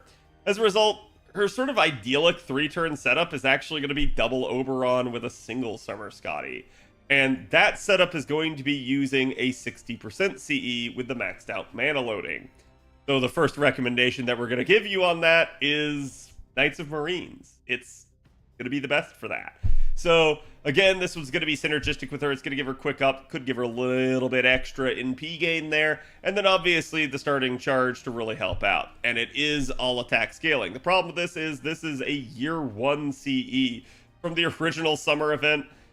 You don't have it by now, odds are it's not going to come around but maybe once a year, so it's going to be very difficult to actually try and get it. And if you don't get it MLB, it's not going to be 60%, it'll only be 50%. And that can cause problems. Talk about that. You might be able to get away with 50% charge in the right setup if you can achieve enough overkill. Well, one of the ways that you could get a little bit more out of that is to run something like Traces here. It's an old Lotto CE. It's all attack stat. Starting gauge of 50%. Quick up of 10%. And then NP gain of 10%. This is going to allow you to stretch that a little bit more. Most of the time, the NP gain on Traces is not going to actually come into play for a lot of our quick units. Usually they kill or they don't. They refund or they don't. And it's not going to come down to that because Quick already refunds so little that it's difficult to actually make a cutoff. But this is a scenario where I feel if you could, maybe against the opening break bar of a boss, if it's really small and you've got damage bonus flying around, yeah, you might be able to hit, you know, some of those higher overkill hits and be able to actually generate enough and be able to start from 50%. Same thing if you're going up against a boss that has break bars, odds are you're probably going to get to be able to use some of your cards. Cards on the back end of that, maybe achieving overkill, making starting from 50% a lot more palatable. But again, there's also other 60% Cs you could use. Celebrate Memories is basically from NP5, but then had a rerun with Lost Belts banners. And again, you can see at MLB, it's also 60%. It's Buster and Quick of 10% each. Problem with it is it's split stats, so you're not going to really want to level it up too much. We have a much newer craft essence that came out with LB7. This one is all attack scaling. This one is 60% gauge at MLB. Overcharge one stage, one time, which he does have that damage dealing overcharge, and NP generation rate by 10%. So this one could potentially be nice, as again, you'd be looking at an additional 5% quick up. It might also end up making that difference. The deal is, though, with a lot of these, like 60% Cs, if you have it, it's not going to really be necessary to actually generate extra NP. We pretty much have it known that if you do that double Oberon Scotty setup with a 60% C, you should have enough charge there. So you're not going to need to stretch that. It's going to be when you're using a 50% variant that you're going to need to stretch it. But this is still a decent option, so I felt like I'd bring it up. But it is a newer craft essence. It's going to be probably pretty hard on people to have MLB of it at this point. Azure Magical Girl is an older CE, and this one probably would also help sort of tip the tide back in the favor of a 50% starting charge setup, because it's 30% NP gen. So definitely nice in that regard. It's also all attack scaling, but again, this is an old limited CE from the Prisma Ilia event. Most people probably aren't going to have it. I could recommend you something like Petite Halloween Devil from the old Halloween events, but that's a 60% C, and same deal. You're not really going to need the extra NP gain then at that point. We do have Like a Lady. This is actually a welfare seed. It's going to be coming with Marthamus in a Christmas lotto that's about to come out.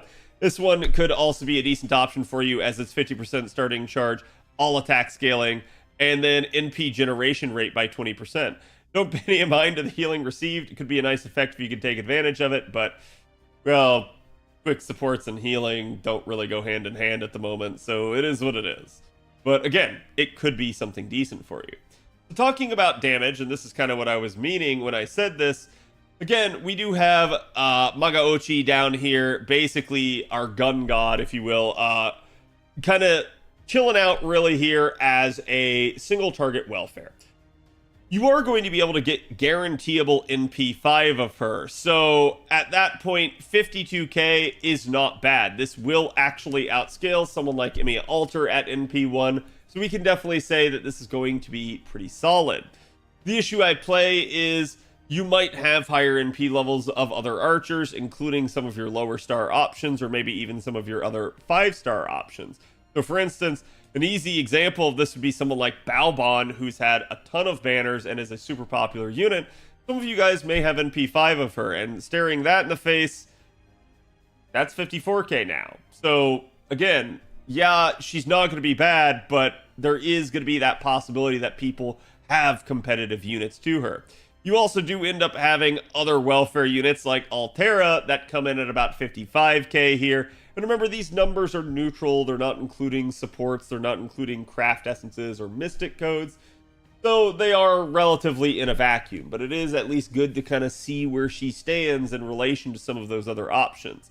And as a result, it's definitely something to pay attention to. Heck, you might even have Kuro, which will come in under her, but Kuro is arts and also has sure hit. So again, just is an interesting thing to see. Now, as we already talked about, Mago only has that 20% charge to someone like Kuro instead having 50% charge, so a little bit of an edge to Kuro in certain circumstances like that, as she probably can start with a better craft essence to help make up that gap in damage. So that's something to keep in mind. With regards to actual numbers in an actual comp, let me get them for you really quick right here. You're going to be looking at potentially something like, and again, this is NP5 because we're using a welfare. Summer Scotty, double Oberon, level 100 Knights Marines, Neoplug suit. So I know not a lot of you are going to be able to do this, but that would get you basically something like 150k here, wave 1, 185k here, wave 2, and 351k, wave 3. So, not bad, right? In comparison, someone like Baobon, if you're comparing NP1 numbers, they're a lot less. It's going to be about 117 for NP1, 148 for NP2, 269 for NP3, or sorry, for wave 3. But when we start comparing NP5 against NP5, it starts to become 196k for wave 1, 247k for wave 2, 444k for wave 3. So you can see having some of those higher numbers is going to impact this. Unit like Tristan, same deal. You're looking at about 296k for wave 3, 444k for wave 3 if NP5. Altera, guaranteeable NP5, you're looking at about 151k, 196k, and 449k. So this is going to be the big criticism I think people are going to have with her, sort of how she stacks up against her fellow welfare. Santa Altera has been available for years. Everyone could have already had her before this event, so I think that's going to be the big thing. So the thing that's going to stand out for her is what she really has in her kit that Santa Altera doesn't have, and how that's going to work for her. Now, I do think she has a fairly nice synergistic kit, but the one thing that I can say that Santa Altera is going to have over a unit like her is the ability to target her charge. Santa Altera also has a 20% charge that she can put on other people, so that's a huge advantage to her. Santa Altera, though, is going to struggle a little bit in the survivability department, so it really just depends. I do think Mago is not a bad unit, but I do think she's probably not as good as expected in that regard. Granted, I think this is something where they're just trying to make yet another option, and I think they assume that it's going to be the cuteness of the unit that really sells. And for that, I don't blame them, because again, she does have a very nice Final Ascension form that I think a lot of people will like. And her animations are solid. She is, kind of referred to as the gun god due to her NP, so definitely an interesting thing, an interesting unit. Let me know what you guys think about her. What are your initial impressions on her? And again, will you be utilizing her over maybe some of her other welfares or other competition? I'll be curious to hear you guys' thoughts. And thank you guys for watching. Have a good one.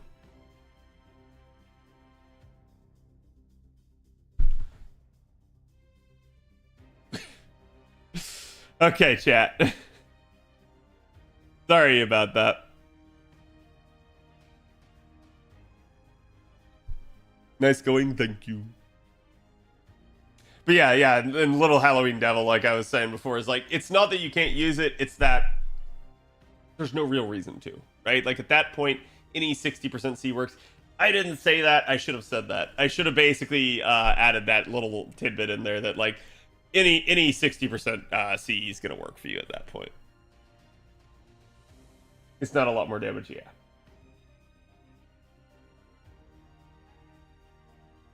Actually, the 2-time Summer Scotty Oberon K-Scope one. Really?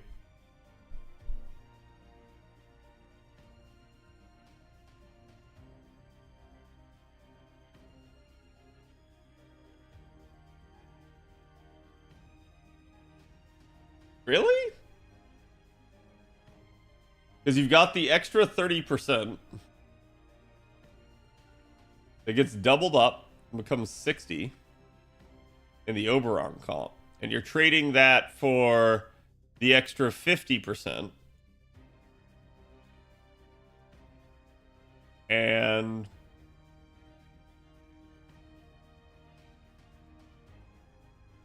is it 20% on the charisma? I don't actually remember if it's 20 or 50. No, because it's Summer Scotty's got the color type buff for her middle skill.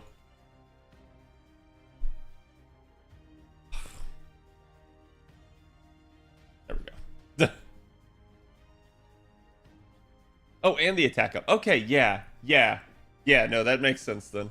Because what I was sitting here thinking was like, man, if it's just that, like, you're trading the benefit of the extra, like, firepower that may or may not be on the CE.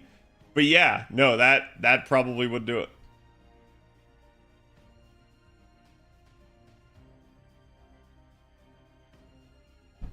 Difference is not massive.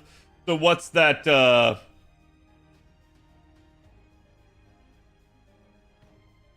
what's, like, compared to her prior number before, what's that gonna make in difference?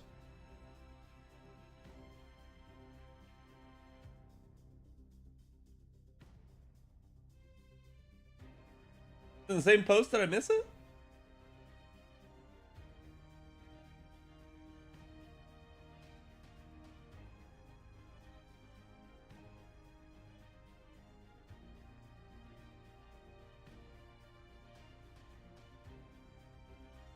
Ha!